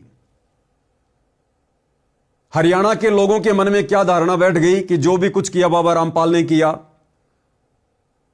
बाबा रामपाल को लोग गुंडा कहने लगे, भुंडा कहने लगे, तरह तरह की बातें करने लगे, निंदा चुगली करने लगे। लेकिन लोगों को अंदर खाते की बात का नहीं पता कि इस पूरे बरवाला कांड के प्रकरण में संत रामपाल जी की सुई के नोक जितनी भूमिका भी नहीं है। ना उनका ऐसा कोई स्टेटमेंट है, न ऐसा उन्होंने कोई भड़काऊ भाषण दिया, ना अपना कोई वक्तव्य दिया। यहां तक कि बरवाला कांड के बाद संत रामपाल जी ने मीडिया को साफ साफ शब्दों में कहा, जब मीडिया वालों ने संत रामपाल जी से सवाल किया कि आश्रम के बाहर आपके इतने गुंडे खड़े हुए थे, आप अपने आप को संत कहते हैं, तो संत रामपाल जी ने साफ साफ शब्दों में कहा कि वो मेरे नहीं थे, कि भैया जिन भक्तों को काले काले कपड़े पहनाकर हाथों में डंडे पत्थर बंदूकें देखकर जो बाहर कमांडो बनाकर खड़ा किया हुआ था, वो मेरे नहीं थे, राष्ट्रीय समाज सेवा समिति के थे। ये राष्ट्रीय समाज सेवा समिति क्या है? संत रामपाल जी के भाई ने, संत रामपाल जी के परिवार ने काल प्रेरणा से, क्योंकि जो व्यक्ति मर्यादा तोड़ देता है, गुरु के वचन को तोड़ देता है, गुरु को मानुष मानता है, फिर काल उसकी गर्दन मरोड़ता है, उसके सिर पर बैठता है, अपने हिसाब से उसको चलाता है। तो संत रामपाल जी का परिवार, उनका भाई, सतलोक आश्रम कमेटी कभी भी संत रामपाल जी को परमात्मा की दृष्टि से नहीं देखा करते थे। उन लोगों ने बरवाला कांड से पहले ही मनमानियां करनी शुरू कर दी थी, अपनी भक्ति विरुद्ध हरकतें तेज करना शुरू कर दी थी। तो सतगुरु वचन टूटने से, सतगुरु मर्यादा टूटने से काल का दाव लगा और काल प्रेरणा से संत रामपाल जी के परिवार ने बरवाला कांड जैसी घटना को जन्म दिया। और संत रामपाल जी ने इसी विषय पर कहा कि यह राष्ट्रीय समाज सेवा समिति मेरी नहीं है। यानी 2010 में संत रामपाल जी के परिवार ने, उनके भाई ने 20-25 लोगों का एक समूह बनाया, जिसको राष्ट्रीय समाज सेवा समिति का नाम दिया गया, कि हमने आगे चलकर संत रामपाल जी के ऊपर जो मुकदमे लगे हुए हैं, हमने उन मुकदमों में क्या करना है, किस प्रकार से करना है, हमने संत रामपाल जी को तारीख पर कोर्ट में जाने देना है या नहीं जाने देना है, हमने किस प्रकार से भक्तों को हैंडल करना है। तो ये टोटल जो भक्ति विरुद्ध कार्य थे, ये मनमानियां थी, ये काल प्रेरणा से संत रामपाल जी का परिवार करता आ रहा था। और संत रामपाल जी ने तो बरवाला कांड के बाद अभी आप जो वीडियो देखने जा रहे हैं, मीडिया को साफ साफ कहा है कि ये जो भी कुछ किया, ये राष्ट्रीय समाज सेवा समिति ने किया, राष्ट्रीय समाज सेवा समिति को हो चाहे सतलोक आश्रम मैनेजमेंट कमेटी को हो, बात एक ही है। तो संत रामपाल जी ने तो बिल्कुल साफ साफ कह दिया था कि मैंने कोई कमांडो नहीं बनाया, मैंने कोई समिति नहीं बनाई। जो भी किया, जो भी लोग वहां पर कमांडो बने हुए थे, राष्ट्रीय समाज सेवा समिति के थे। मीडिया वालों ने कहा कि बाबा समिति भी तो आप ही की है। संत रामपाल जी ने बिल्कुल खारिज कर दिया कि नहीं, समिति मेरी नहीं है। एक बार छोटा सा उनका इंटरव्यू देख लीजिए। आपके ऊपर इतने इल्जाम है सर, आपके ऊपर इतने इल्जाम झूठे कैसे हैं आपके ऊपर? आपके गुंडे इतने खड़े थे वहाँ पे, हजारों आदमी हरियाणा पुलिस से। मेरे नीचे राष्ट्रीय समाज सेवा समिति नहीं तो आपकी समिति है। अरे आपकी समिति है बाबा। आप अपने आप को संत कहते हैं, आप संत कहना लायक भी है? आप आपसे भी जवाब दीजिए। आपके वहाँ इतनी फोर्स, इतने गुंडे, इतने आर्मी खड़ी है हरियाणा पुलिस के ऊपर। तो भाइयों और बहनों, जिस प्रकार से संत रामपाल जी ने अपनी वीडियो में कहा कि समिति मेरी नहीं है, ना मैंने कोई कमांडो बनाए। अब यदि समिति संत रामपाल जी की नहीं है तो समिति में जितने भी लोग थे वो भला संत रामपाल जी के कैसे हुए? अर्थात संत रामपाल जी के परिवार ने, मुख्य भक्तों ने बरवाला कांड में अपनी अहम भूमिका अदा की इस घटना को जन्म देने में। और इस पूरे प्रकरण में जम के बदनामी किसकी हुई? संत रामपाल जी की। निर्दोष होते हुए सारे मुकदमे अपने ऊपर लेकर पिछले 11 वर्षों से जेल कौन काट रहे हैं? संत रामपाल जी। ठीक वही कार्य बादली के विधायक कुलदीप जी को गालियां देकर या अन्य लोगों को गालियां देकर रामचंद्र यादव ने किया। यानी काल के कार्य को ही ये लोग आगे बढ़ा रहे हैं। यहां रामचंद्र जी को कोई नहीं जानता। कुछ दिन जेल में रह के आएगा, वापस अपने घर चला जाएगा, दुनिया भूल जाएगी कौन रामचंद्र, क्या मैटर। कुलदीप विधायक, इस मैटर को भी लोग भूल जाएंगे। सतलोक आश्रम मैनेजमेंट कमेटी ने क्या किया, क्या नहीं किया, लोग भूल जाएंगे। लेकिन जम के बदनामी काल ने किसकी करवाई? संत रामपाल जी की। गालियां किसको दिलवाई? संत रामपाल जी को। तो भाई और बहनों, काल जो चाहता था वो कार्य रामचंद्र जी के माध्यम से उसने किया, वर्तमान में सतलोक आश्रम कमेटी के माध्यम से कर रहा है। तो जिस प्रकार से ये सतलोक आश्रम मैनेजमेंट हरियाणा, संत रामपाल जी का परिवार और रामचंद्र जैसे भगत जो मर्यादा तोड़कर कुछ भी अनाप शनाप बोलते हैं, जो काल को मौका दे रहे हैं, आप और हम साथ संगति से जुड़े सत्सेवक भाई बहनों ने इस अग्नि परीक्षा के समय में एक एक कदम फूंक फूंक के रखना है। हमारे किसी भी वक्तव्य से, हमारे किसी भी शब्द से, हमारी किसी भी कार्य प्रणाली से यदि हमारे पूज्य गुरुदेव सतगुरु रामपाल जी, परमेश्वर जी के नाम के ऊपर बदनामी का छींटा लगता है तो आप और हम परमेश्वर के महादोषी बनते हैं। फिर हम उम्मीद ना करें कि इस कलयुग की बिचली पीढ़ी में हमारा मोक्ष हो जाएगा। तो ये बात भाई और बहनों, आप और हमने विशेष तौर पर ध्यान रखनी है। ऐसी गलतियां आप और हमने इन घटनाओं से सबक लेकर, शिक्षा लेकर निकट भविष्य में दोहराने से बचना है। साथ संगति का मतलब यही है कि हर पॉइंट पर हम सजग रहें, सावधान रहें। ये काल कहां कहां और कैसे कैसे, किन किन घटनाओं के माध्यम से भगत की मर्यादा तुड़वाएगा, सतगुरु के दिल से भगत को नीचे गिराएगा, क्या क्या जाल फैलाएगा, क्या क्या सूक्ष्म चाल चलेगा। ये सात संगतियां परमात्मा ने इसीलिए शुरू करवाई है कि हम एक एक पॉइंट पर बहुत गहनता से विचार करें कि दुनिया हमें नहीं जानती, बदनामी हमारे गुरु की होगी। पुलिस के अनुसार रामचंद्र यादव संत रामपाल का अनुयायी है। वह क्षेत्र में प्रभाव रखने वाले लोगों को धमकाता है। आगे क्या लिखा है? बादली विधायक ने भी इस बात को माना था कि संत रामपाल की कमेटी ने उनके बादली हलके में 4 से 5 करोड़ रुपए की राहत क्षेत्र के लोगों को दी थी। तब वे गिरावड़ गांव में 11 जनवरी के हुए संत रामपाल के कार्यक्रम में गए थे। इसी बात से खुन्नस खाकर रामचंद्र ने उन्हें धमकी दी थी। साथ ही प्रदेश के अन्य विधायकों, पूर्व मंत्रियों को, पूर्व विधायक को भी उसने धमकाया था, लेकिन किसी ने भी उसके खिलाफ कोई कदम नहीं उठाया। ये रामचंद्र जी हैं। आगे क्या लिखा है? रामचंद्र पुलिस की गिरफ्त में।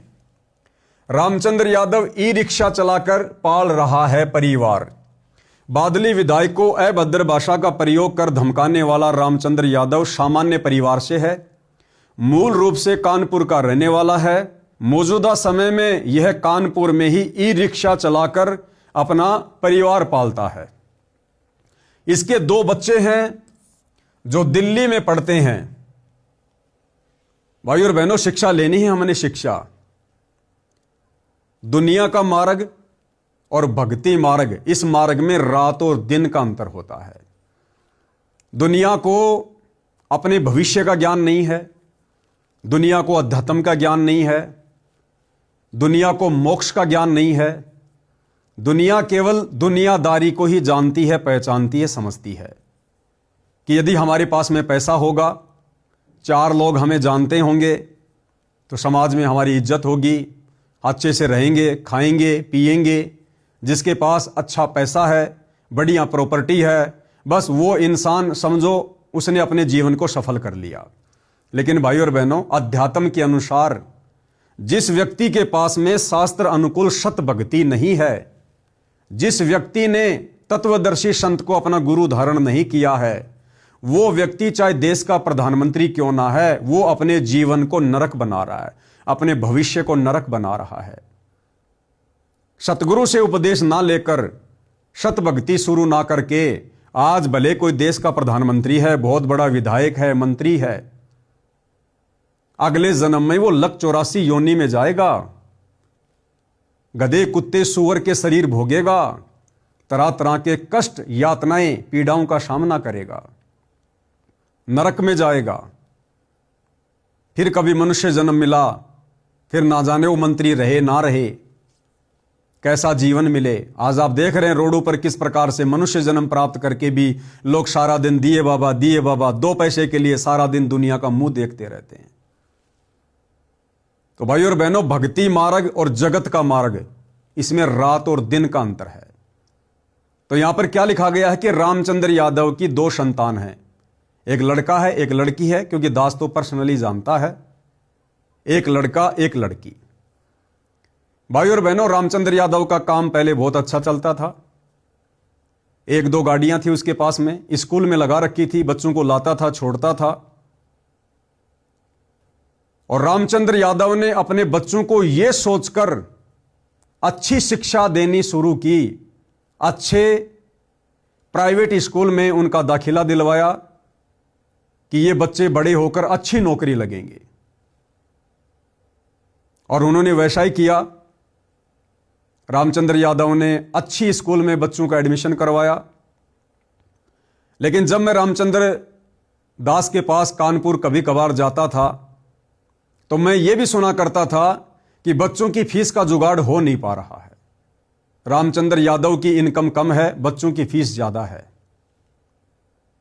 तो दास ने उनको एक आध बार सलाह भी दी थी कि भगत जी, हम भक्ति मार्ग में हैं। आज हमें पता चल गया कि हमारा भविष्य किस चीज में है। आज हमें पता चल गया कि हमने करना क्या है। ये पढ़ाई तो हम असंख्यों जन्मों में पढ़ चुके हैं। ये आप और हमारा पहला मनुष्य जन्म नहीं है। हम असंख्यों मनुष्य जन्म प्राप्त कर चुके हैं। किसी जन्म में हम जज भी रह चुके हैं, देश के राजा भी रह चुके हैं, बड़े बड़े मंत्री और प्रधानमंत्री तक की भी हमने पदवियां प्राप्त की हैं। आज कहां है वो शिक्षा? जिस शिक्षा को प्राप्त करके 15-20 वर्ष तक पढ़ाई करके, माता पिता का पैसा खर्च करके, अपना अनमोल समय बर्बाद करके हमने किसी जन्म में जो पढ़ाई पढ़ी और हम बहुत बड़े वकील बन गए, जज बन गए, और उसके बाद जब हमारी मृत्यु हो गई, हमें अगला जन्म मिला, उस जन्म में हमारे को फिर से पढ़ाई पढ़नी पड़ी।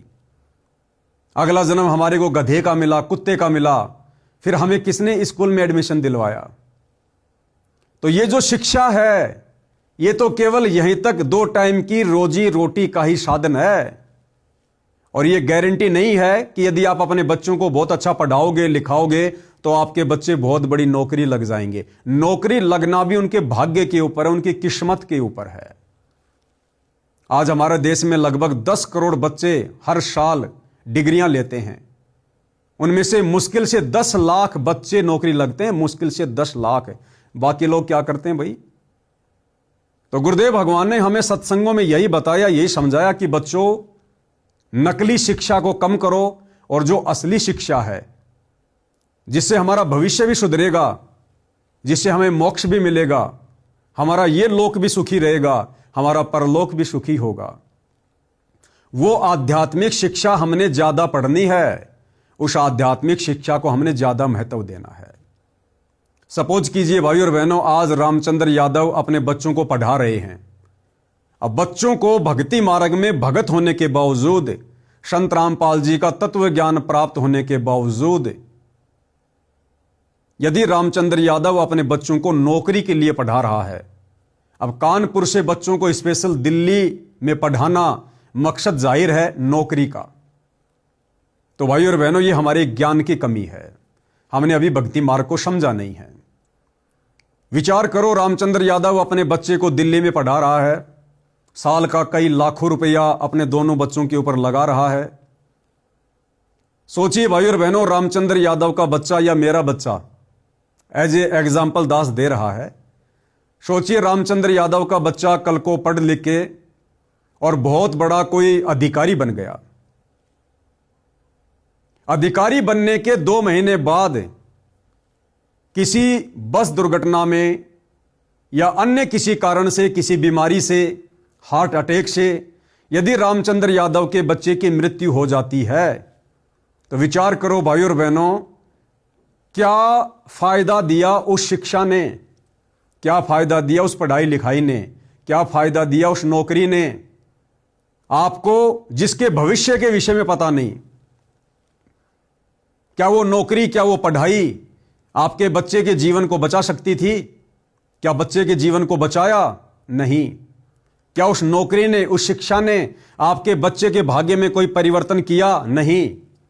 लेकिन सतगुरु रामपाल जी परमेश्वर कहते हैं कि बच्चों, आप अपने बच्चों को सांसारिक पढ़ाई पढ़ाओ, लेकिन केवल उतनी जितनी आवश्यक है, यानी 8वीं 10वीं लास्ट। यदि आप भगत हैं संत रामपाल जी के और तत्व ज्ञान समझ में आ गया है, यदि आप अपने बच्चे को किसी नौकरी के मकसद से पढ़ा रहे हैं, तो आप दुनिया के सबसे बड़े मूर्ख व्यक्ति हैं, सबसे बड़े मूर्ख व्यक्ति।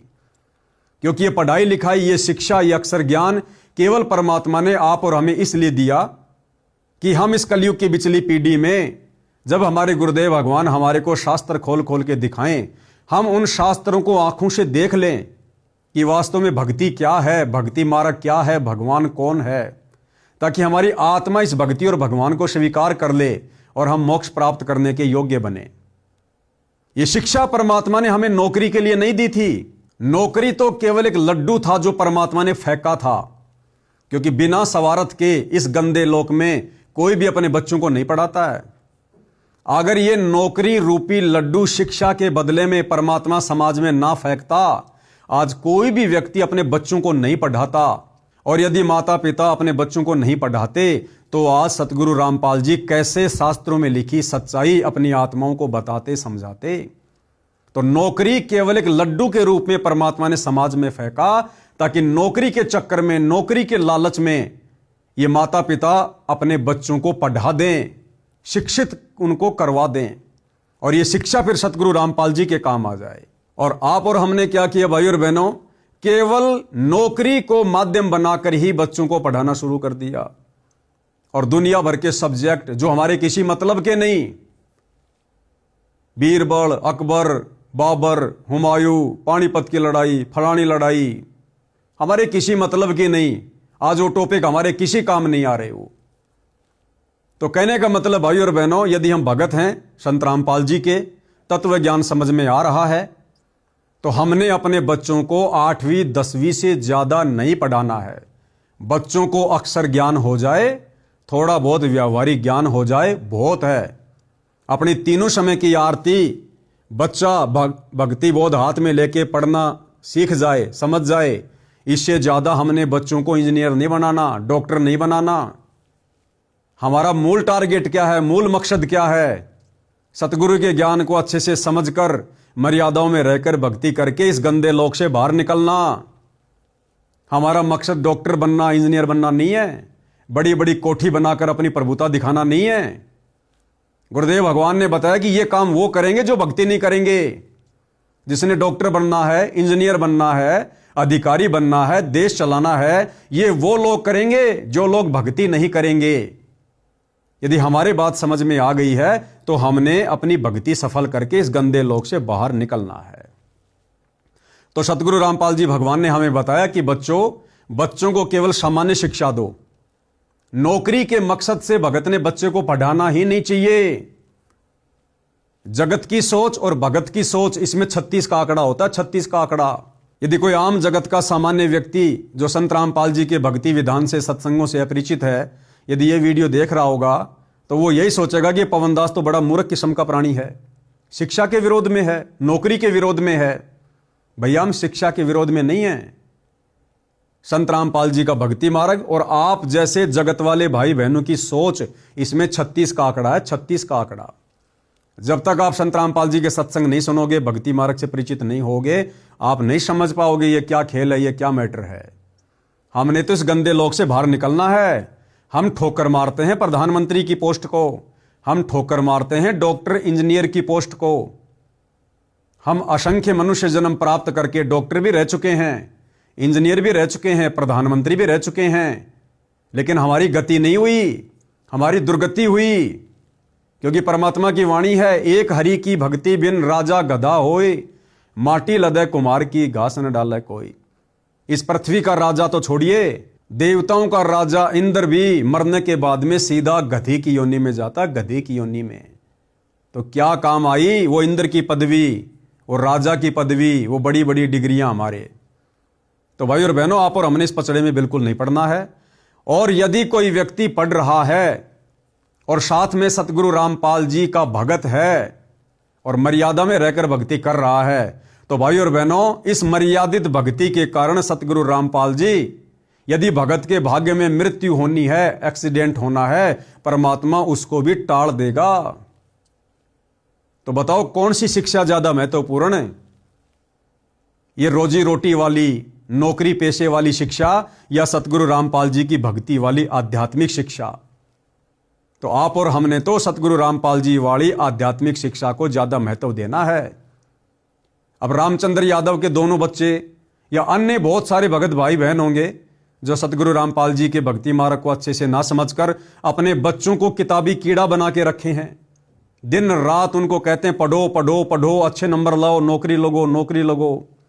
अब विचार करो भाई और बहनों, हमने करवाना क्या चाहिए था बच्चों से, हम करवा क्या रहे हैं। ये लास्ट का समय चल रहा है। सतगुरु रामपाल जी ज्यादा दिन के मेहमान नहीं है इस पृथ्वी लोक में। और जिस दिन सतगुरु रामपाल जी के पावन चरण कमल इस पृथ्वी लोक से चले जाएंगे, यानी जिस दिन सतगुरु रामपाल जी लीला समाप्त करके सतलोक चले जाएंगे, उसी दिन से मोक्ष मार्ग बंद, केवल भक्ति मार्ग चलेगा। हजारों साल मनुष्य जन्म प्राप्त करते रहो, भक्ति करते रहो, सुख प्राप्त करते रहो, मोक्ष नहीं मिलेगा। अगर सतलोक जाना है, पूर्ण मोक्ष प्राप्त करना है, तो सतगुरु रामपाल जी की भक्ति मर्यादा में रहकर इस कदर अपने गुरु को प्रसन्न करो कि धरती पर रहते सहते गुरु तुम्हें सतलोक भेज दे। अन्यथा सतगुरु के सतलोक जाने के बाद मोक्ष की उम्मीद मत करना। तो इस ज्ञान को आधार बनाकर हमने बच्चों को क्या शिक्षा दिलवानी थी? आध्यात्मिक शिक्षा। आज उन भगत भाई बहनों के बच्चे, जिन बच्चों को रोजी रोटी के मकसद से, नौकरी के मकसद से वो पढ़ा रहे हैं, बड़ी बड़ी स्कूलों में बड़ी बड़ी कोचिंग करवा रहे हैं, महंगी महंगी फीस दे रहे हैं। अब विचार करो भाई और बहनों, बच्चे क्या पढ़ रहे हैं? बच्चे क्या पढ़ रहे हैं वहां? 10-10, 12-12 घंटे उन कागज के टुकड़ों में अपनी आंखें काली कर रहे हैं। पानीपत की लड़ाई कब हुई, कुरुक्षेत्र की लड़ाई कब हुई, सोमनाथ का मंदिर किसने लूटा, अकबर कौन था, बीरबल कौन था, बाबर कौन था, कौन सी लड़ाई कौन से साल में लड़ी गई। अरे हमारे क्या काम आएंगी ये चीजें? 10-12 घंटे उन फालतू के टॉपिक के ऊपर हम अपने बच्चों का अनमोल समय और एक एक बेशकीमती श्वासें बर्बाद करवा रहे हैं।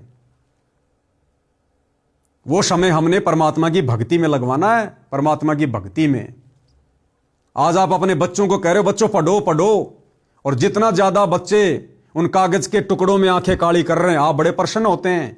मेरा बेटा रोजाना 10 घंटे पढ़ता है, रात को जब आंख खुल जाती है तुरंत पढ़ने में लग जाता है। और भक्ति आप अपने बच्चे से 1 घंटे भी ढंग से नहीं करवा रहे, 1 घंटे भी, तो आप भी परमात्मा के दोषी बन रहे हैं। तो वही गलती यहां रामचंद्र जी ने की और हमने शिक्षा ये लेनी है भाई और बहनों, हमने ये गलती नहीं करनी है। साध संगति से जुड़े सत्सेवक भाई बहन यदि अपने बच्चों को महंगे महंगी स्कूल में पढ़ा रहे हैं, यदि महंगी महंगी फीस भर रहे हैं, यदि नौकरी के मकसद से पढ़ा रहे हैं, तो भाई और बहनों आप सतगुरु रामपाल जी के भगत की श्रेणी में अभी तक नहीं हैं। अभी तक आपको सतगुरु रामपाल जी का ज्ञान समझ में नहीं आया है।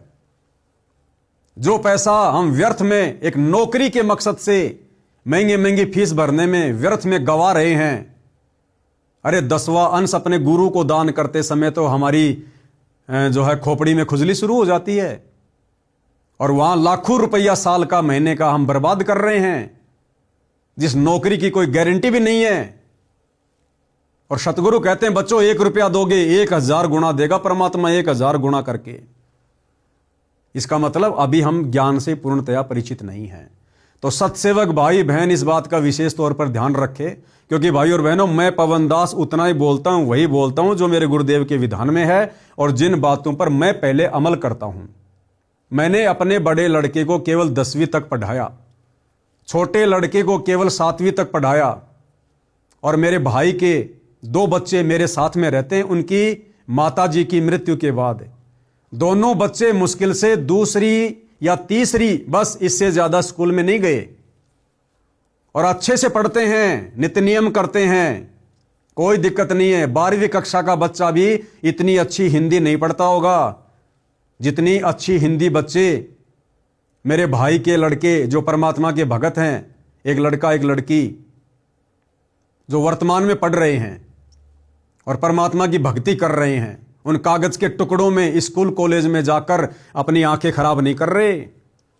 अरे क्या बताया गुरुदेव ने हमें, कहता हूं कहीं जात हूं कहूं बजाकर ढोल।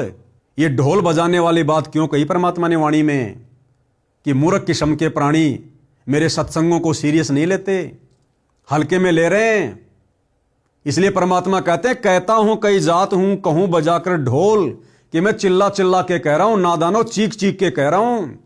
श्वास जो खाली जात है वो 3 लोक का मोल, एक मनुष्य श्वास और 3 लोक से कीमती, पृथ्वी लोक, पाताल लोक, स्वर्ग लोक, इन तीनों लोकों की संपत्ति से ज्यादा कीमती एक मनुष्य की श्वास है।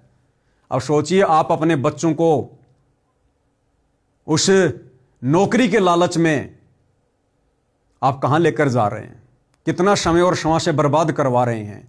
ये समय और श्वासें क्यों दिए थे परमात्मा ने? भक्ति के लिए।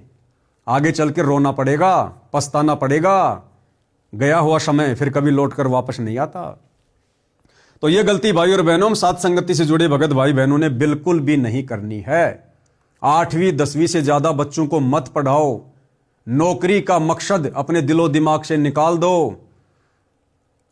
आने वाले समय में नौकरियां नहीं है, ये तुम्हारी व्यर्थ की पढ़ाई व्यर्थ में जाएगी।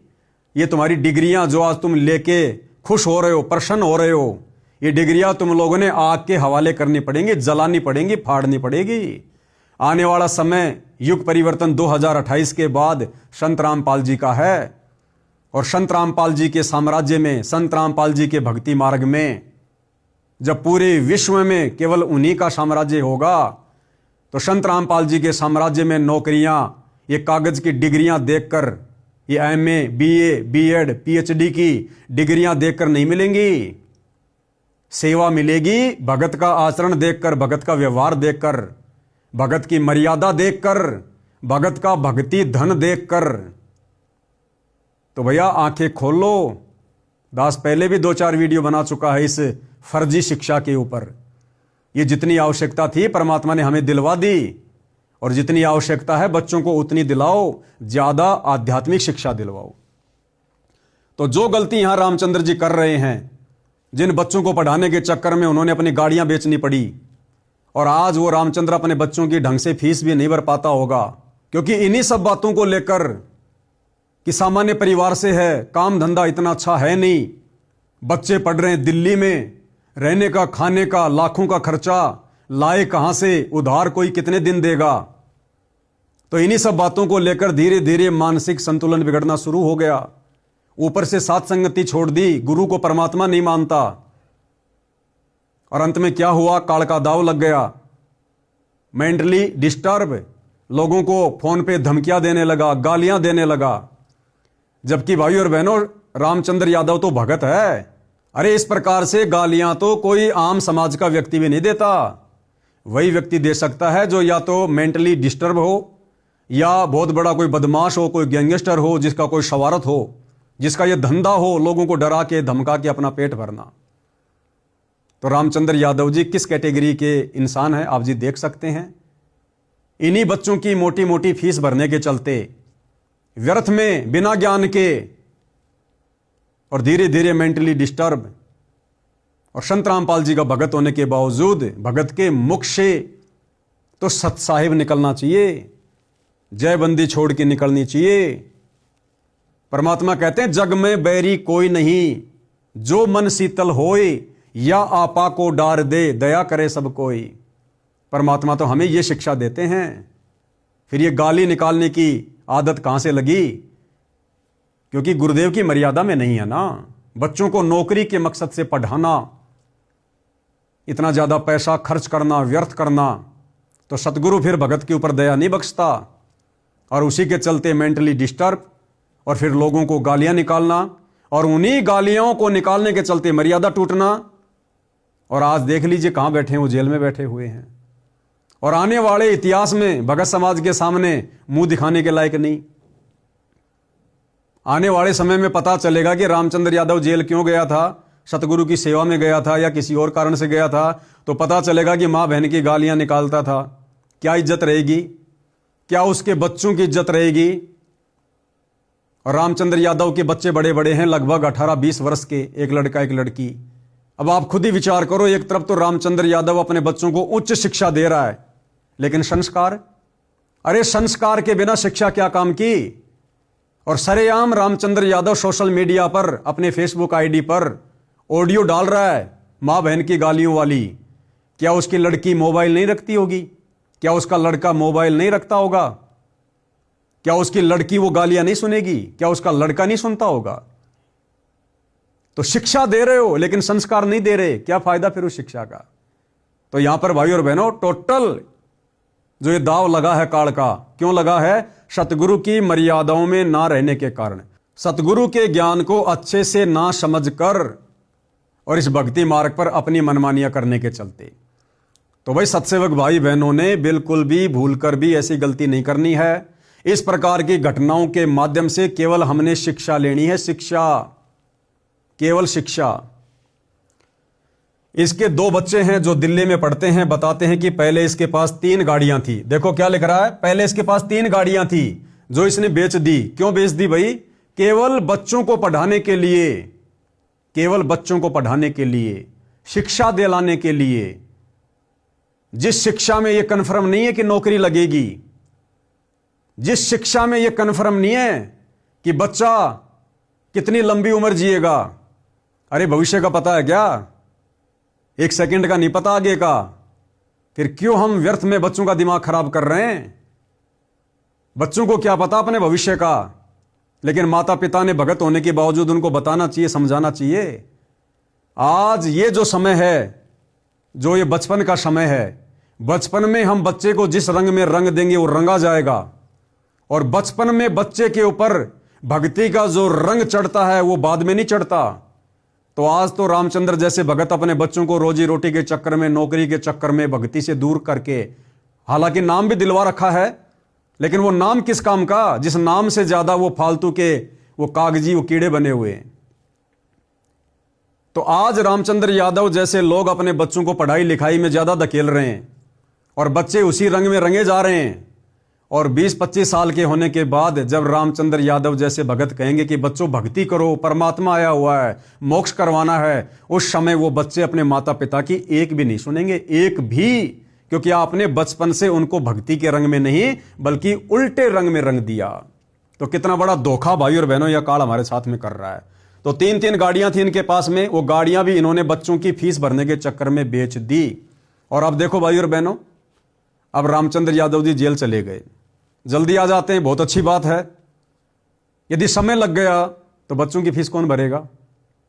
कौन भरेगा बताइए? या तो रामचंद्र यादव के जो घर से हैं, जो बहन जी हैं, या तो अपना सोना बेचो, चांदी बेचो, या उनका जो मकान है वो मकान बेचो। अगर रामचंद्र यादव साल 6 महीने जेल में रह जाते हैं, सपोज करो, उधर बच्चों को तो फीस चाहिएगी ना, बच्चों को तो रहने खाने का खर्चा चाहिएगा ना, वो बेचारी अकेली औरत कहां से लाएगी? भक्ति में आने के बाद रिश्तेदार हमारा कोई सहयोग जो है वो करते नहीं है। भगत समाज में लोग आपको पसंद करते नहीं, क्योंकि आपने सबको मां बहन की गालियां दे रखी हैं। अब वो अकेली औरत इतना खर्चा कहां से उठाएगी? या तो मकान बेचो या अपने जेवरात बेचो, तो क्या फायदा इस शिक्षा का? तो भाई और बहनों, आप और हमने शिक्षा लेकर आगे बढ़ना है। तो पहले 3-3 गाड़ियां थी, वो गाड़ियां इन्होंने बेच दी। अब ई रिक्शा ही कमाई का एकमात्र जरिया है। यूपी में मामले दर्ज हैं। उनको धमकाया जिन्होंने रामपाल का साथ नहीं दिया। मीडिया क्या कह रही है कि रामचंद्र यादव ने उन लोगों को जो प्रशासन में हैं, राजनीति में हैं, उन लोगों को धमकाया जिन लोगों ने करोथा कांड के समय और बरवाला कांड के समय जिनकी सरकार थी, जिन्होंने संत रामपाल जी का साथ नहीं दिया। भाई दे ना दें, जबरदस्ती साथ थोड़े दिलवाएंगे। ये भक्ति मार्ग है, सबके अपने अपने संस्कार काम करते हैं। हम इस प्रकार से लोगों को गालियां दे दे के संत रामपाल जी का समर्थन करवाएंगे क्या? ये कौन से नियम में लिखा भाई? कौन से भक्ति के ज्ञान में लिखा हुआ है?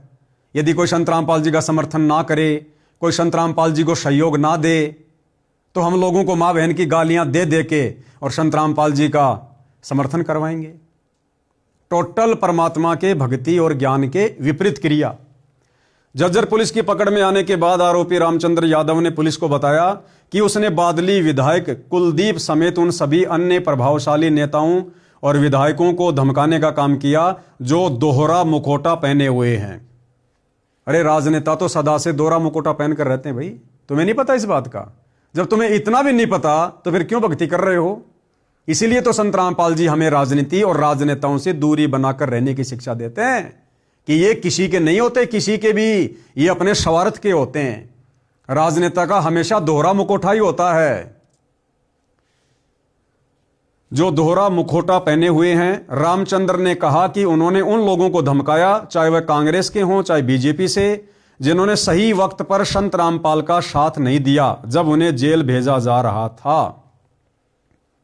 भाई जब संत रामपाल जी के परिवार ने उनका साथ नहीं दिया, फिर बीजेपी के विधायकों से, कांग्रेस के विधायकों से आप जी क्या उम्मीद कर रहे हो? और संत रामपाल जी को आपने क्या समझ लिया? आपने क्या समझ रखा है संत रामपाल जी को? 2 कोटि का इंसान, 2 कोटि का जीव, मानुष, आम संत। राजनेताओं का समर्थन चाहिए उन्हें। फिर क्या समझा आपने उनकी लीला को, उनके ज्ञान को? अब राजनेताओं के भरोसे आप उनको जेल से निकलवाओगे, उनकी जमानत करवाओगे। उनकी जमानत करवाने के चक्कर में अब आपकी जमानत के लाले पड़ गए। अरे उनको बाहर निकलवाने के चक्कर में आप अंदर चले गए, क्योंकि आप संत रामपाल जी की मर्यादाओं के खिलाफ जा रहे हैं। तो भाई ऐसी गलती ना करो। आपने गुरु बनाया है, किसी ऐरे गहरे व्यक्ति को नहीं, परम शक्ति को, समर्थ को बनाया है। और संत रामपाल जी को जेल से बाहर आने के लिए किसी राजनेता के रहमो करम की जरूरत नहीं है। तो रामचंद्र जी, आपके भी वही विचार हैं जो संत रामपाल जी के परिवार के विचार हैं। संत रामपाल जी का परिवार भी उनको मानुष मानता है, हल्के में ले रहा है, उनको परमात्मा नहीं मानता, और गांव वालों का समर्थन ले लेके उनकी जमानत की उम्मीद कर रहा है। आप रामचंद्र भी वही कर रहे हैं कि राजनेताओं ने संत रामपाल जी का साथ नहीं दिया। तो भाई ये तो गुरु को मानुष मानना है। अब जो व्यक्ति गुरु को मानुष मानेगा तो गुरु का आशीर्वाद सिर से हट जाता है। उसके बाद फिर यही होता है जो हो रहा है। उन्होंने उन लोगों को धमकाया, चाहे वह कांग्रेस के हों चाहे बीजेपी से, जिन्होंने सही वक्त पर संत रामपाल का साथ नहीं दिया जब उन्हें जेल भेजा जा रहा था। तो भाई और बहनों, रामचंद्र जी ने क्या सोचा? और भी बहुत सारे न्यूज के माध्यम से, वीडियोज के माध्यम से न्यूज आई कि रामचंद्र जी ने कुलदीप वत्स को, बादली के विधायक को, इसलिए गालियां दी, बम से उड़ाने की धमकी दी कि आप ही लोगों की सरकार के समय, यानी कांग्रेस सरकार के समय 2006 में करोथा कांड हुआ था, आप लोगों ने संत रामपाल जी का साथ क्यों नहीं दिया? तो भाई और बहनों, करोथा कांड हुआ 2006 में और आज 2026 में गालियां निकाली जा रही हैं कुलदीप जी को। कितना लंबा समय हो गया भाई और बहनों। अब 2006 के करोथा कांड से बादली के विधायक कुलदीप जी का क्या लेना देना? अरे करोथा कांड से कुलदीप जी का क्या लेना देना? कुलदीप जी का क्या दोष? उस समय ये विधायक थे क्या? मंत्री थे क्या? गुरुदेव ने करोथा कांड का मुख्य दोषी उस समय की कांग्रेस सरकार का मुख्यमंत्री जो भूपेंद्र सिंह हुड्डा था उसको बताया है। और उस समय हुड्डा जी की सरकार में जो विधायक थे, जिस समय करोथा कांड हुआ, उन लोगों ने निर्णय करके सही और गलत का साथ देना था कि क्या सही और क्या गलत है। तो उस समय हुड्डा सरकार में जो विधायक थे कांग्रेस में, भाई वो लोग दोषी हैं जिनके कार्यकाल में, जिनके शासनकाल में एक निर्दोष संत को 22 महीने रोहतक की जेल में रहना पड़ा।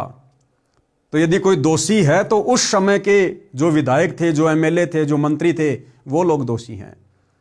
और संत रामपाल जी ने भी उन्हीं लोगों को दोषी बताया। रामचंद्र जी, आप सत्संग नहीं सुनते क्या? संत रामपाल जी ने भूपेंद्र सिंह हुड्डा को मुख्य दोषी बताया। एक छोटा सा सत्संग आपको सुना देता हूं, क्या कह रहे हैं गुरुदेव भगवान, सुनिए। हम आज भी यही प्रार्थना करते हैं कि एक बार सीबीआई से जांच करा दो। ये मुख्यमंत्री तक अंदर होंगे उस दिन, जिस दिन सीबीआई से जांच हो जाएगी।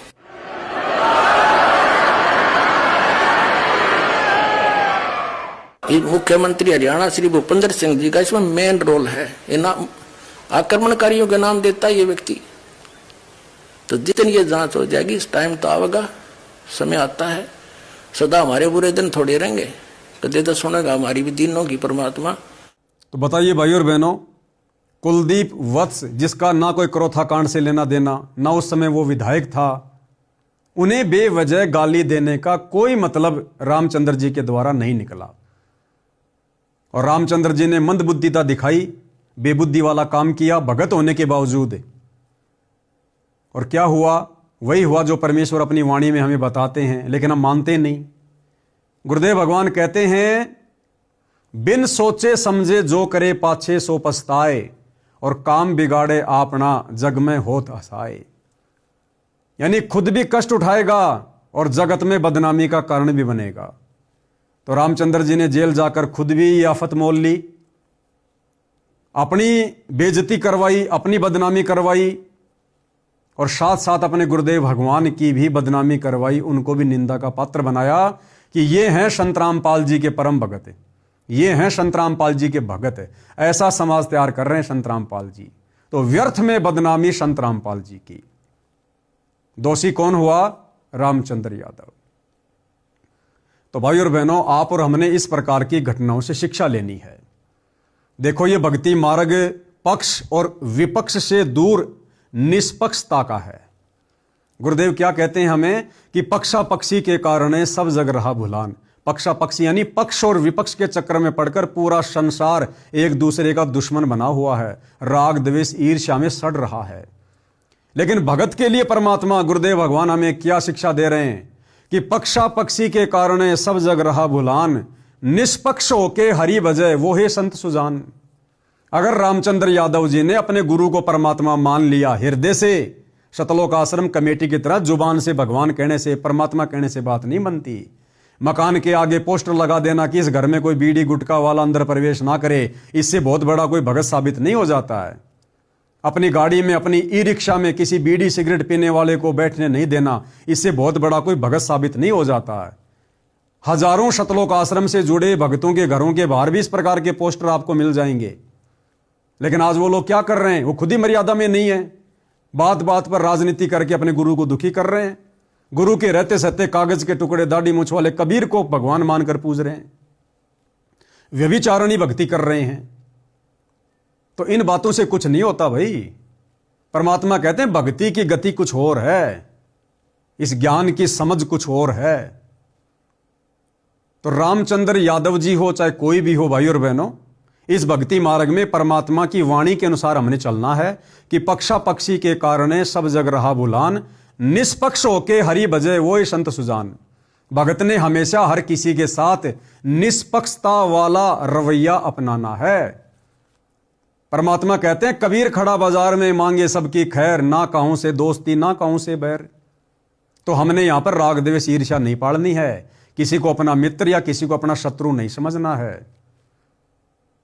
चाहे किसी कांग्रेस की विधायक की गलती हो करौथा कांड में, या किसी बीजेपी के विधायक की गलती हो बरवाला कांड में, भाई इन बातों का निर्णय परिणाम आने वाले समय में हो जाएगा। परमात्मा धरती पर है, जिसकी जैसी भूमिका, चाहे भगत हो, चाहे संत रामपाल जी के परिवार का सदस्य हो, चाहे कोई राजनेता हो, जिस व्यक्ति की जैसी भूमिका करौथा कांड में या बरवाला कांड में है, उस व्यक्ति को समय आने पर परमात्मा के भक्ति विधान के अनुसार ऑटोमेटिक फल मिलेगा। हम केवल लोगों को प्यार प्रेम से समझा सकते हैं, बता सकते हैं कि अभी भी समय है, अपनी गलतियों में सुधार कर लो, परम संत से माफी मांग लो, भक्ति पे लग जाओ।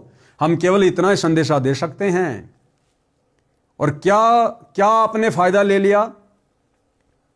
आप रामचंद्र जी, जब आपको झज्जर के थाने में लेकर आया गया, आपने सफाई देते हुए क्या कहा कि मेरा मकसद गाली निकालने का यह था कि लोगों का ध्यान बरवाला कांड जैसी, करौथा कांड जैसी घटना के प्रति हो। तो यह तरीका है क्या? लोगों को गालियां दे दे के हम बरवाला कांड की तरफ उनका ध्यान आकर्षित करेंगे क्या? मान लो आपने ध्यान तो आकर्षित कर दिया, लेकिन गालियां निकालकर खुद अपनी मर्यादा तोड़ दी, तो खुद का तो आत्म कल्याण हुआ ही नहीं, फिर दुनिया को जगाने का क्या फायदा?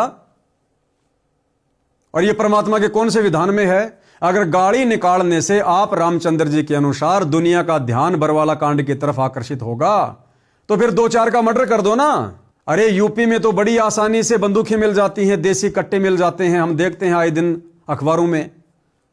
तो लेके कोई देसी कट्टा आप रामचंद्र जी, आप जी के विचारों के अनुसार 2-4 लोगों को मार दो। अगर गाली निकालने से लोगों का ध्यान बरवाला कांड की तरफ आकर्षित होगा, तो 2-4 का मर्डर कर देने से तो बहुत जल्दी आकर्षित होगा। लेकिन आपको भी अच्छे से पता है कि क्या करने से होगा और क्या करने से नहीं होगा। तो आपने जो भी कुछ किया रामचंद्र जी, ये आपने काल प्रेरणा से किया, क्योंकि आप जी मर्यादा में नहीं हैं। अभी भी समय है। हम साथ संगति से जुड़े भाई बहन आपसे प्रार्थना करेंगे, यदि ये वीडियो आपके परिवार वाले देख रहे हैं, तो जेल में जब वो आपकी मिलाई पर जाएं तो आप जी को संदेशा दे सकते हैं, यदि उचित समझें तो। भाई हम मोक्ष प्राप्ति के लिए संत रामपाल जी से जुड़े हैं, दुनिया को डराने के लिए, धमकाने के लिए नहीं जुड़े। और ना ये तरीके संत रामपाल जी के भक्ति मार्ग में जायज़ हैं। तो विनती करेंगे अभी भी सतगुरु रामपाल जी से, अपने द्वारा किए गए भक्ति विरुद्ध कार्यों की हृदय से क्षमा याचना मांगे, और आगे से भाई एक भगत बनने की दिशा में 2 कदम आगे बढ़ाओ। भगत बनने की दिशा में अपने ऊपर दाग ना लगवाओ। इतिहास बन रहा है, इतिहास। और सतगुरु रामपाल जी इस प्रकार के कुकृत्यों से प्रसन्न नहीं होते। ये समर्थ हैं, सतगुरु हैं, अपने हिसाब से गए हैं। संत अगर जेल में गया है, अगर सामान्य संत है तो छोड़ दो, फिर क्यों भक्ति कर रहे हो? और तुम्हें लगता है कि मेरा गुरु भगवान है, तो जेल में जाने का फिर कोई मकसद होगा ना? अपने हिसाब से आएगा ना, फिर जो कार्य कर रहा है फिर अपने हिसाब से करेगा ना। फिर हम क्यों उनकी लीला में, उनके मिशन में बीच में टांग अड़ा रहे हैं? हम वो करें जितना उन्होंने हमें शिक्षा दी है, दीक्षा दी है, समझाया है। जिस अज्ञान और पाखंड को समाप्त करने के लिए गुरुदेव ने जो बीड़ा उठाया है, जो संघर्ष उन्होंने किया है, हम उनके पद चिन्हों पर चलते हुए वो कार्य करें, उनका ज्ञान प्रचार करें, भ्रमित भगत समाज को ज्ञान के आधार से सीधे रास्ते लाएं, समझाएं। हमने ये कार्य करना चाहिए। तो भाई और बहनों, ध्यान रखना, ये सतगुरु रामपाल जी का निष्पक्ष भक्ति मार्ग है। यहां सतगुरु रामपाल जी भी अपने उस भगत का साथ छोड़ देते हैं जो भगत उनकी मर्यादाओं से हटकर और इस भक्ति मार्ग पर चलने का जो प्रयास करेगा। तो किसी भी प्रकार से आप और हमने निकट भविष्य में गलतियां नहीं करनी है। जो गलतियां आए दिन काल प्रेरणा से मर्यादा तोड़कर सतगुरु रामपाल जी के बेटा बेटी भाई बंधु रिश्तेदार कर रहे हैं, सतलोक आश्रम कमेटी कर रही है और रामचंद्र जी जैसे भगत कर रहे हैं। बाकी कानपुर वाले रामचंद्र जी से मेरा पवन दास का या किसी भी साथ संगति से जुड़े भाई बहन का किसी भी प्रकार का कोई मनमुटाव नहीं है। मैंने सन 2015 से 2020 तक जब रामचंद्र जी साथ संगति में थे, हमारे साथ में थे, बहुत अच्छी सेवा कर रहे थे। उसके बाद जब से उन्होंने साथ संगति को छोड़ा है, तब से आप जी देख रहे हैं उनके व्यवहार में, उनके आचरण में कैसा परिवर्तन आ गया। बात बात पे लोगों को गालियां देना, डराना, धमकाना, छोटी छोटी बातों पे गुस्सा हो जाना, सामने वाले की बातें ना सुनना, अपनी अपनी बकवाद करना, साथ संगति से हटने के कारण। तो हम तो फिर से रामचंद्र जी से विनती करेंगे, प्रार्थना करेंगे, भैया वापस मुख्य धारा में आ जाओ, गुरुदेव भगवान से हाथ जोड़ के क्षमा याचना मांग लो। कुछ नहीं रखा इन फालतू की चीजों में। भक्ति बन गई, मोक्ष हो गया तो ठीक है, नहीं अगले जन्म में गधे कुत्ते सुअर बनकर यही नाक रगड़ेंगे। क्या लगा फिर हमारे हाथ में अगर सतगुरु नाराज हो गया तो भाई और बहनों, कहने और बताने को तो और भी बहुत सारी बातें हैं, लेकिन हम वीडियो को ज़्यादा लंबा नहीं लेंगे। हालांकि जिस समय ये वीडियो बहुत सारे लोगों ने अपने YouTube चैनल पर चलाया कि रामचंद्र यादव पकड़ा गया, रामचंद्र यादव पकड़ा गया, तो सतलोक आश्रम से जुड़े भाई बहनों को बड़ी खुशी हो रही थी। कमेंट्स कर रहे थे, वेरी नाइस, बहुत अच्छा हुआ, बहुत अच्छा हुआ जो रामचंद्र यादव को, गुरुद्रोही को जेल में डाल दिया। अरे भैया, आप सतलोक आश्रम से जुड़े भक्तों को इस प्रकार के कमेंट्स, इस प्रकार की बातें शोभा नहीं देती। वो जो भी है, जैसा भी है तो तुम्हारा भगत भाई, और किसी के कर्मों का निर्णय करने वाले हम कौन हैं? हम केवल समझा सकते हैं, जैसे ये पवन दास वीडियो बना बना के समझाता है। भक्ति विरुद्ध कर्म करने वाले सतलोक आश्रम वालों को, संत रामपाल जी के परिवार वालों को, उस परिवार के पीछे अंधी होकर चल रही आप जैसी संगत को हम केवल समझा सकते हैं। भाई, हमें खुशी नहीं होनी चाहिए रामचंद्र जेल में चला जाए, या कल को कोई गुरुजी का परिवार का सदस्य चला जाए या मर जाए, तो हमने खुशी जाहिर नहीं करनी है। अगर हमने खुशी जाहिर की, हम परमात्मा के दोषी बनेंगे। हमने केवल समझाना है, परमात्मा के विधान में रहकर, मर्यादाओं में रहकर। बाकी जो जैसा कर्म करेगा समय आने पर अपना भोगेगा। तो रामचंद्र के जेल जाने से सतलोक आश्रम से जुड़े भाई बहनों को खुशी नहीं होनी चाहिए।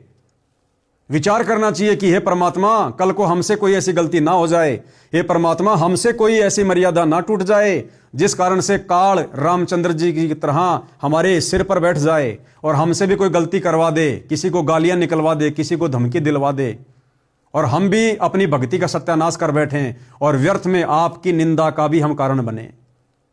तो परमात्मा से डर के विनती करनी चाहिए, उसके जेल जाने से खुशी नहीं होनी चाहिए। और बार बार जो कह रहे हो ना कि गाली निकालने वाले को तो जेल होनी चाहिए, जेल होनी चाहिए, तो एक नजर सतलोक आश्रम वालों के ऊपर भी लगा के देख लो। अगर किसी को मां बहन की गालियां देने वाले को जेल होनी चाहिए, तो एक नजर संत रामपाल जी के परिवार पर भी दौड़ा के देख लो।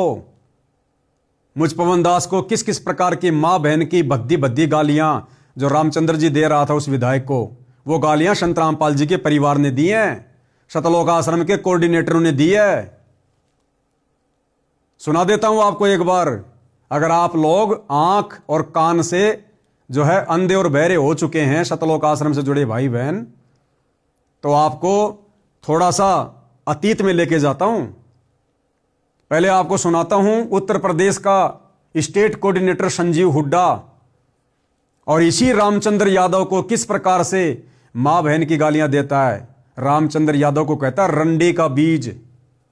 ये शोभा देता है क्या एक सारनामी व्यक्ति को, संत रामपाल जी के एक भगत को, उत्तर प्रदेश के स्टेट कोऑर्डिनेटर संजीव हुड्डा को, जो कई वर्षों से भक्ति कर रहा है, जिसको सारनाम प्राप्त है, जो पूरे उत्तर प्रदेश की संगत को हैंडल कर रहा है, उस व्यक्ति को शोभा देता है किसी को रंडी का बीज कहना।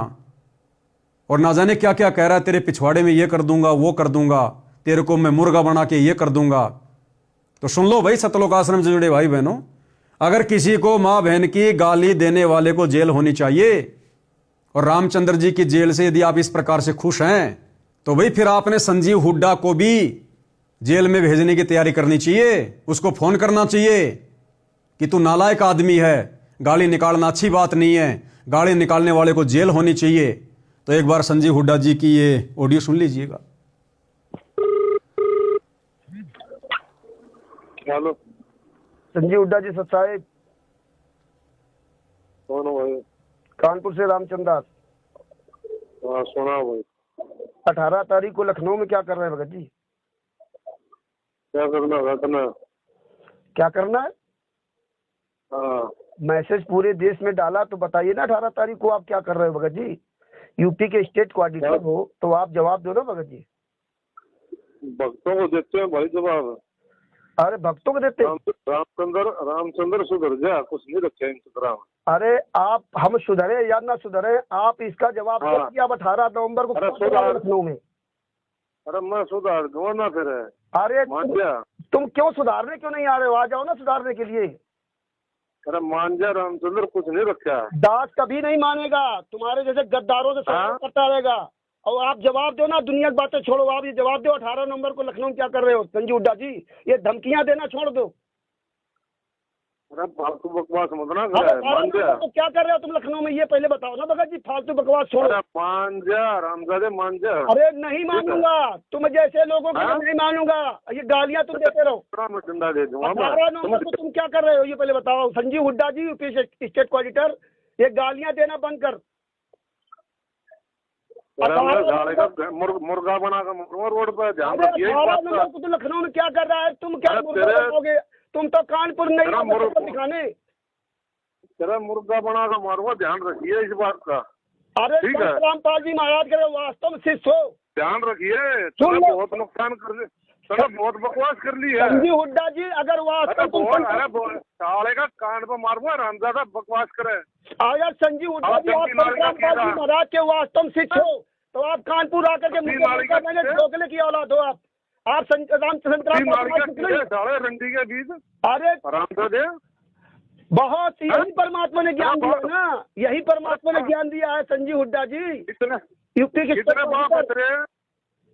हाँ? अरे कितने 18 बाप की नवंबर कौन से को बाप क्या की कर औलाद रहे हो है? लखनऊ में कुकर्म। अरे अरे कुकर्म आजा, राम संजीव दादा, यार। हुड्डा जी 18 नवंबर को क्या कर रहे हो तू बताइए अपनी ना। मान, अरे मान जा, मगर रामचंद्र कुछ नहीं रखा। अरे समझ गया? तू जैसे गालीवाजों के लिए परमात्मा ने इसलिए हम जैसे नीचों खड़ा किया है। तुम वो जैसे तेरी माँ का कुकर्म लोग- के लिए वो पूरे तेरी- देश को लूट रहे हो। सुन, ओए वो तेरी माँ का लोग छतपाल बैठा, उसने उसका थड़ पाड़ दे। ठीक, हमने सब नाक देगी करा वो। तेरी माँ बहना ना एक करा वो तुमने क्या छतपाल गाली मेरे दी ढोल थी? में। संजीव हुड्डा जी तुमने क्या गाली दी थी, तू भूल गया। तूने क्या गाली दी, अभी क्या गाली दे रहा है, अभी क्या गाली। तुम तो छतपाल परमात्मा मेरे के करीब ढोल, हो। तेरी माँ ने भी आगे की करे, तेरी बहन ने भी आगे की करे। समझ गया? हाँ, तो और उसके नीचे जाकर लगा लो अपनी माँ ने। हाँ आराम जादो। अरे संजीव हाँ? हुड्डा जी बहुत सही। अरे वो सतपाल तेरा जीजा। संजीव हुड्डा जी 18 सतपाल तेरा नवंबर क्या जीजा कर रहे मेरे ढोला। हो? अपनी अपनी बाप की औलाद हो ना, कानपुर आ जाना। कानपुर आना, अपनी बाप की औलाद होना संजीव हुड्डा जी। तेरा जीजा संजीव कानपुर हुड्डा में जी है। ढोकले की औलाद होगी तो तुम कानपुर नहीं आओगे, तेरा- नहीं मिलोगे। अरे तेरी माँ की तेरा जीजा कानपुर में है। अरे संजीव हुड्डा जी बोल लो और बोल लो। अरे तेरा जीजा है, बोल। तुम जैसे नीच लोग सामने आओ ना, चोर कितने क्यों भाग रहे हो? वो तेरी माँ का लोग छतपाल क्या कर रहा है? मेरी पूरे देश में ऑडियो जाएगी, तूने क्या गालियां दी थी, अमित ने क्या गाली दी थी, भूल गया। वो तेरा पापा छतपाल मेरे ढोला। ये उत्तर प्रदेश का स्टेट कोऑर्डिनेटर संजीव हुड्डा महागालीवाद जो तेरा गालियां दे रहा है, इसको तेरा अभी शर्म नहीं पापा- आती। ये भगत नहीं है, तेरा ये देश का दुश्मन है। पापा ये संत रामपाल जी महाराज को जेल में डाल रखा है। ये भक्तों का क्रम खराब करवा रहा है। कोई भी भगत लखनऊ ना जाए। इस संजीव हुड्डा जी की ऑडियो सुनिए पूरे देश के भक्तों। इस संजीव हुड्डा जी के दास ने प्यार से पूछा कि 18 नवंबर को लखनऊ क्या कर रहा है, गालियां दे रहा है। अरे तेरा बाप सतपाल मेरठ वाला क्या कह रहा है? बहुत सही। तूने क्या तेरी गाली माँ का लोग सतपाल है। अरे तो सतपाल से पूछ जा करके ना, तू तो सतपाल से भी बड़ा हो गया ना। तेरी माँ का लोग सतपाल पे तो पूछ ले। हाँ, यही गाली देता रहे। संजीव हुड्डा जी 18 हाँ? नवंबर को क्या कर रहे हो लखनऊ में, गुंडे। संजीव हुड्डा जी महागुंडे। तो सुन लिया भाई और बहनों आपने संजीव हुड्डा जी के वचन। तो क्या संजीव हुड्डा जी को जेल नहीं जाना चाहिए? क्या संजीव हुड्डा से सवाल जवाब नहीं करने चाहिए? यदि रामचंद्र को जेल होने पर शतलोक आश्रम से जुड़े जो भाई बहन खुशी जाहिर कर रहे हैं कमेंट्स में, यदि आप वास्तव में संत रामपाल जी के भगत हैं और आपका कोई दीन धर्म है, यदि आपकी जुबान है, तो संजीव हुड्डा को फोन करके बताओ कि भैया तू भी बाहर संगत में रहने का अधिकारी नहीं है, तेरे को भी जेल में जाना चाहिए, तू भी निकम्मा आदमी है, तू भी संत रामपाल जी का भगत कहलाने का अधिकारी नहीं है। और इसकी नो एंट्री कराओ, इसके नाम का पीला पर्चा निकलवाओ, अगर आप सच्चे भगत हो तो। यदि आप ऐसा नहीं करते हो और केवल रामचंद्र को जेल होने पर खुशी जाहिर कर रहे हो तो आप निकम्मे भगत हो, निकम्मे दोगले भगत हो। आपकी रहनी और करनी में रात दिन का अंतर है, आप भक्ति की योग्य नहीं है। फिर दूसरी ऑडियो सुनाता हूं आपको। देशराज जो कि वर्ल्ड कोऑर्डिनेटर है, संत रामपाल जी की संगत में जितने भी कोऑर्डिनेटर हैं उन सबका सरदार वर्ल्ड कोऑर्डिनेटर देशराज मान, जो वर्तमान में उत्तर प्रदेश का श्यामली आश्रम संभाल रहा है, वो देशराज मुझ पवन दास को फोन करके धमकी देता है, गालियां देता है और कह रहा है मैं तेरी छोरी को, मैं तेरी लड़की को कोठे पे बैठा दूंगा। देशराज कह रहा है वर्ल्ड कोऑर्डिनेटर मुझ पवन दास को कि तेरे मुंह में मुतूंगा और तेरी लड़की को, तेरी छोरी को कोठे पे बैठा दूंगा, और मां बहन की गालियां दे रहा है। एक बार ये भी सुन लो भाई साहब, सुनिए। Hello hello hello. हाँ लिखा हेलो। हाँ जी, कौन बोल रहे हो? कौन बोल रहे हो? कौन बोल रहे हैं? तेरा बाप बोल रहा हूँ। तेरे सारे रिप तो छोड़ दिया था, पता नहीं छोड़ दिया था तुझे, ध्यान रखिए कब तेरे दिमाग में गलत फहमी हो। कौन बोल रहे हो बड़े भैया? बच्ची नहीं उठाऊंगा और सब उठाऊंगा उठ में बहन जो तू बड़ा बड़ा लैंडलॉर्ड है क्या? अरे यार गाड़ी थोड़ी निकालते हो भाई साहब ऐसे। नहीं गाड़ी नहीं निकालते तू, ये काम क्यों कर रहा तू? हाँ भेज देगी मुझे। भाई साहब, आप अपने आप को परम संत रामपाल जी महाराज का शिष्य कहते हो और आप गालियां निकाल रहे हो, कैसे भगत हो आप? तू कौन होता है मेरे सब पूछने वाला? पूछने वाला क्यों नहीं होता हूँ मैं? जो गाली निकालेगा उससे सवाल जवाब नहीं किया जाता क्या? अरे तू फोटो कैसे डाल रहा मेरे? फोटो डालूंगा, 1000 बार डालूंगा, 100 बार डालूंगा। अब के बाद तेरे मुंह में मुत्तू मत, ध्यान रखिए। और डाल तो इसका मुंह में मुतोगे? ध्यान रख। मुंह में मुतोगे क्या? कौन है वो दिखे?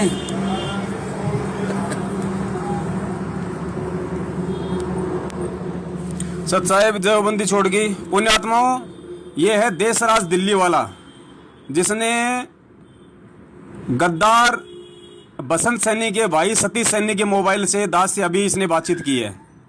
अब आप देख लो पुण्यात्माओं, किस तरीके के लोग हैं ये, कैसे ये भगत हैं, और हम लोग इन्हीं लोगों के चक्करों में फंस के आज अपने परमात्मा को जो है, चलो वो ऐसे करेंगे इसको। तो सुन लिया भाई और बहनों। अब यदि आप लोग जो रामचंद्र जी को जेल होने पर खुशी जाहिर कर रहे हैं कमेंट्स में, अगर आप सच में संत रामपाल जी के सच्चे भगत हैं, यदि आपका कोई दीन धर्म है, तो इस देशराज को क्या कहोगे आप? है तुम्हारी हिम्मत इसको फोन करके बोलने की कि तू निकम्मा आदमी है, तू भी रामचंद्र जैसा ही है? है तुम्हारी हिम्मत बोलने की? किसी की हिम्मत नहीं है तुम सतलोक आश्रमों से जुड़े भक्तों की हिम्मत, जो संत रामपाल जी के परिवार को कह के देशराज के नाम का पीला पर्चा निकलवा दो, देशराज की नो एंट्री करवा दो, देशराज को गुरुद्रोही घोषित करवा दो कि ऐसा व्यक्ति किसी आश्रम का संचालन करने का अधिकारी नहीं हो सकता, ऐसा व्यक्ति वर्ल्ड कोऑर्डिनेटर की पोस्ट पर रहने का अधिकारी नहीं हो सकता। लेकिन तुम्हारी हिम्मत नहीं है, क्योंकि आप लोग राग द्वेष ईर्ष्या में सड़ रहे हो, राग द्वेष ईर्ष्या में, जो इस भक्ति मार्ग में नहीं चलता है। आगे सुनाता हूं आपको। संत रामपाल जी के परिवार का मुख्य व्यक्ति, संत रामपाल जी के भाई महेंद्र का लड़का अमित, यानी संत रामपाल जी का सगा भतीजा अमित, और कैसे मुझ पवन दास को मां बहन की गालियां दे रहा है। एक बार सुन लो, सुनिएगा। सत साहिब हेलो, पवन जी बोल रहे हो क्या? हाँ जी भगत जी बोल रहे हैं। आप कौन? कौन? आप क्या चाहते हो? कौन बोल रहे हो जी? आप क्या चाहते हो? आप कौन बोल रहे हो भगत जी? मैं अमित भगत जी बोल रहा हूँ, महेंद्र जी का लड़का। अमित भगत जी महेंद्र जी के लड़के? हाँ जी भगत जी बोलिए। हाँ, क्या चाहते हो आप? मतलब नहीं भगत जी, ऐसा तो कोई मकसद नहीं है दास का। दास का मकसद दिख रहा है साहब, बोला ऐसे प्रोग्राम करने के क्या फायदे हैं? 5 आदमी जाने तो ये फंड फंड है। भाई जो लिखा है वो तो जो की मेरे विचार से भगत जी, अपने अमल की जो अमल की नहीं। आप क्यों मैसेज डाल रहे हो? आपको मतलब किसने थोड़ी देर है आपको मैसेज डालने की? नहीं तो वो नहीं, मतलब वो गलत क्या है उसमें, आप हमारे को ये बता दीजिए हैं भगत जी, उसके अंदर जो अमल की गलत क्या लिखा है? गलत क्या वो सही क्या है इसके अंदर जी? दास वहाँ पे गया, दास को जो कुछ नजर आया वो दास ने जो डाल दिया उस पे। बात सुने तो सुन रहा हूँ भगत जी, मैं तो आ रही आवाज। तो कोई साल का बाद अभी दिल्ली, मुझे पता दिल्ली है तो अभी। हाँ मैं दिल्ली हूँ, ये तो मैंने कुलदीप जी को कहा ही है, बल्कि 2 दिन पहले हुई मेरी बात। भाई मैं दिल्ली रुक गया यहाँ पे। मेरी बात सुने, मेरी बात सुन ले ध्यानपूर्वक। तू है नहीं, तू अपने कर्म बिगाड़ रहा है, जितना बिगाड़ उतने बिगाड़ ले। ये तो भगत जी बंदी छोड़ बोल सकते हैं, कोई तरह दिमाग कहाँ है कि उसको ये मालूम पड़ जाए कि फला आदमी जो है अपने वो कर्म बिगाड़ रहा है। भोसड़ी के तेरे की न बहन तेरे किसने कह दिया मेरी सासू के? अब तेरे तो मतलब बहन से तू जो बोल लगा वही बोल लगा तू है। क्या बात है, तेरी नाश्ता तोड़ूंगा। बड़ी अच्छी आवाजें हैं भगत जी, मतलब लता मंगेशकर भी आवाज नहीं सुनी दास ने कभी जिंदगी। तो सुन लिया भाई और बहनों आपने किस प्रकार की भद्दी भद्दी गालियां, जो भद्दी भद्दी गालियां रामचंद्र देता है वही गालियां ये सतगुरु रामपाल जी का सगा भतीजा, महेंद्र का सगा लड़का अमित मुझ पवन दास को दे रहा है। अब क्या कहोगे? है तुम्हारी हिम्मत इन लोगों से सवाल जवाब करने की? तुम सतलोक आश्रम से जुड़े भगत केवल संत रामपाल जी के परिवार के चरण चाट सकते हो, तुम गुलामी कर सकते हो, क्योंकि ये तुम्हारी खानदानी आदत है। पहले तुम्हारे बाप दादाओं ने मुगलों की गुलामी की, फिर अंग्रेजों की और अब वर्तमान में तुम सतलोक आश्रम वालों की कर रहे हो। अगर है तुम्हारे अंदर हिम्मत तो बोलिएगा संत रामपाल जी के परिवार को, महेंद्र जी को फोन करके बताओ कि महेंद्र जी आपके लड़का ये क्या कर रहा है, ऐसी ऐसी गाली आपका लड़का सारनाम लेने के बाद और अपने भगत भाइयों को दे रहा है, ये शोभा दे रहा है, ये इसकी नो एंट्री करो। है तुम्हारी हिम्मत? 100 में भी नहीं बोल सकते तुम, डरे हुए लोग। और सुनाता हूं आपको, संत रामपाल जी के ही परिवार में संत रामपाल जी के चाचा का लड़का सुरेश धनाना वाला, जानते हो सुरेश धनाना वाला कौन है? संत रामपाल जी ने जो पुस्तक लिखी है ना भक्ति और भगवान, और जिसमें एक जगह इंटरव्यू है कि वो एक लड़का जो अपने घर के पास में किसी मिस्त्री को बुलाने गया था, छत पर गया, 11,000 वोल्ट की लाइट ने उसके सर को छू लिया, घाव हो गया। संत रामपाल जी सूक्ष्म रूप से आए, उसको बिजली के तारों से बचाया। उस लड़के का बाप है ये सुरेश, उस लड़के का पिता का नाम है सुरेश धनाना वाला, जो संत रामपाल जी के चाचा का लड़का है, यानी संत रामपाल जी का भाई। वो सुरेश मुझ पवन दास को क्या कह रहा है? रामचंद्र जैसी ही मां बहन की भद्दी भद्दी गालियां दे रहा है। सुन लो एक बार। हाँ जी, कौन बोल रहे हैं भाई जी? भगत जी राजस्थान से बोल रहा हूँ बड़े भाई। राजस्थान से, क्या नाम है भाई जी आपका? पवन दास। पवन दास जी। हाँ जी। मैंने मैसेज भेजा, तेरे किससे बात हुई है? भगत जी आज का अखबार पढ़ो ना, दैनिक जागरण हरियाणा का। मैं तेरी माँ की चूत पहले अभी मैसेज आज के बाद तेरा 25 गुरु जी तो मैं लाई करके आया खड़ा हूँ, मैं गुरु जी का भाई हूँ, समझ गया? कौन गुरु जी का भाई है? सुरेश दास बोल रहे हैं। अरे कौन भाई है गुरु जी का? बड़े भाई हमने तो खाली एक नाम सुना था, कोई महेंद्र दास नाम का है। आप कौन भाई आ गए? और मैं भाई हूँ उनका, छोटा लड़का। और मैं महेंद्र को मैं जानता नहीं। क्या नाम है आपका? नाम बताइए। सुरेश दास है मेरा, सुरेश दास है बड़े भाई।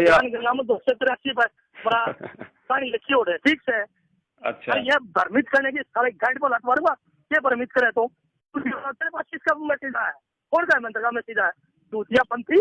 बड़े भाई हमने तो कभी सुना नहीं। अभी जैसे वो AP सिंह वकील जी तो बोल रहे हैं ये बात। गुरुद्रोही, मादर चौथ, गुरुद्रोही हो तुम। आपने गुरु जी को गुरुद्रोही कर रखा है। आज भी मैं मिलाई कर करे था 2 नंबर जेड़ा का खड़ा फूफाई मैसेज पढ़ा, मैंने फोन आया है, ठीक है? और आइंदा इन भ्रमित दासों को भ्रमित करने की हिम्मत ना करे, ठीक है? नहीं बड़े भाई देखो, ये सच्चाई है, सच्चाई तो हर संगत तक जानी चाहिए ना। क्या सच्चाई है? मैं मिलता है गुरु जी तो बोले। अरे बड़े भाई सच्चाई बताओगा? बड़े भाई हमें आप पे विश्वास नहीं है, हमें तो परमात्मा के ज्ञान पे विश्वास है। हम क्या माने आपकी बात?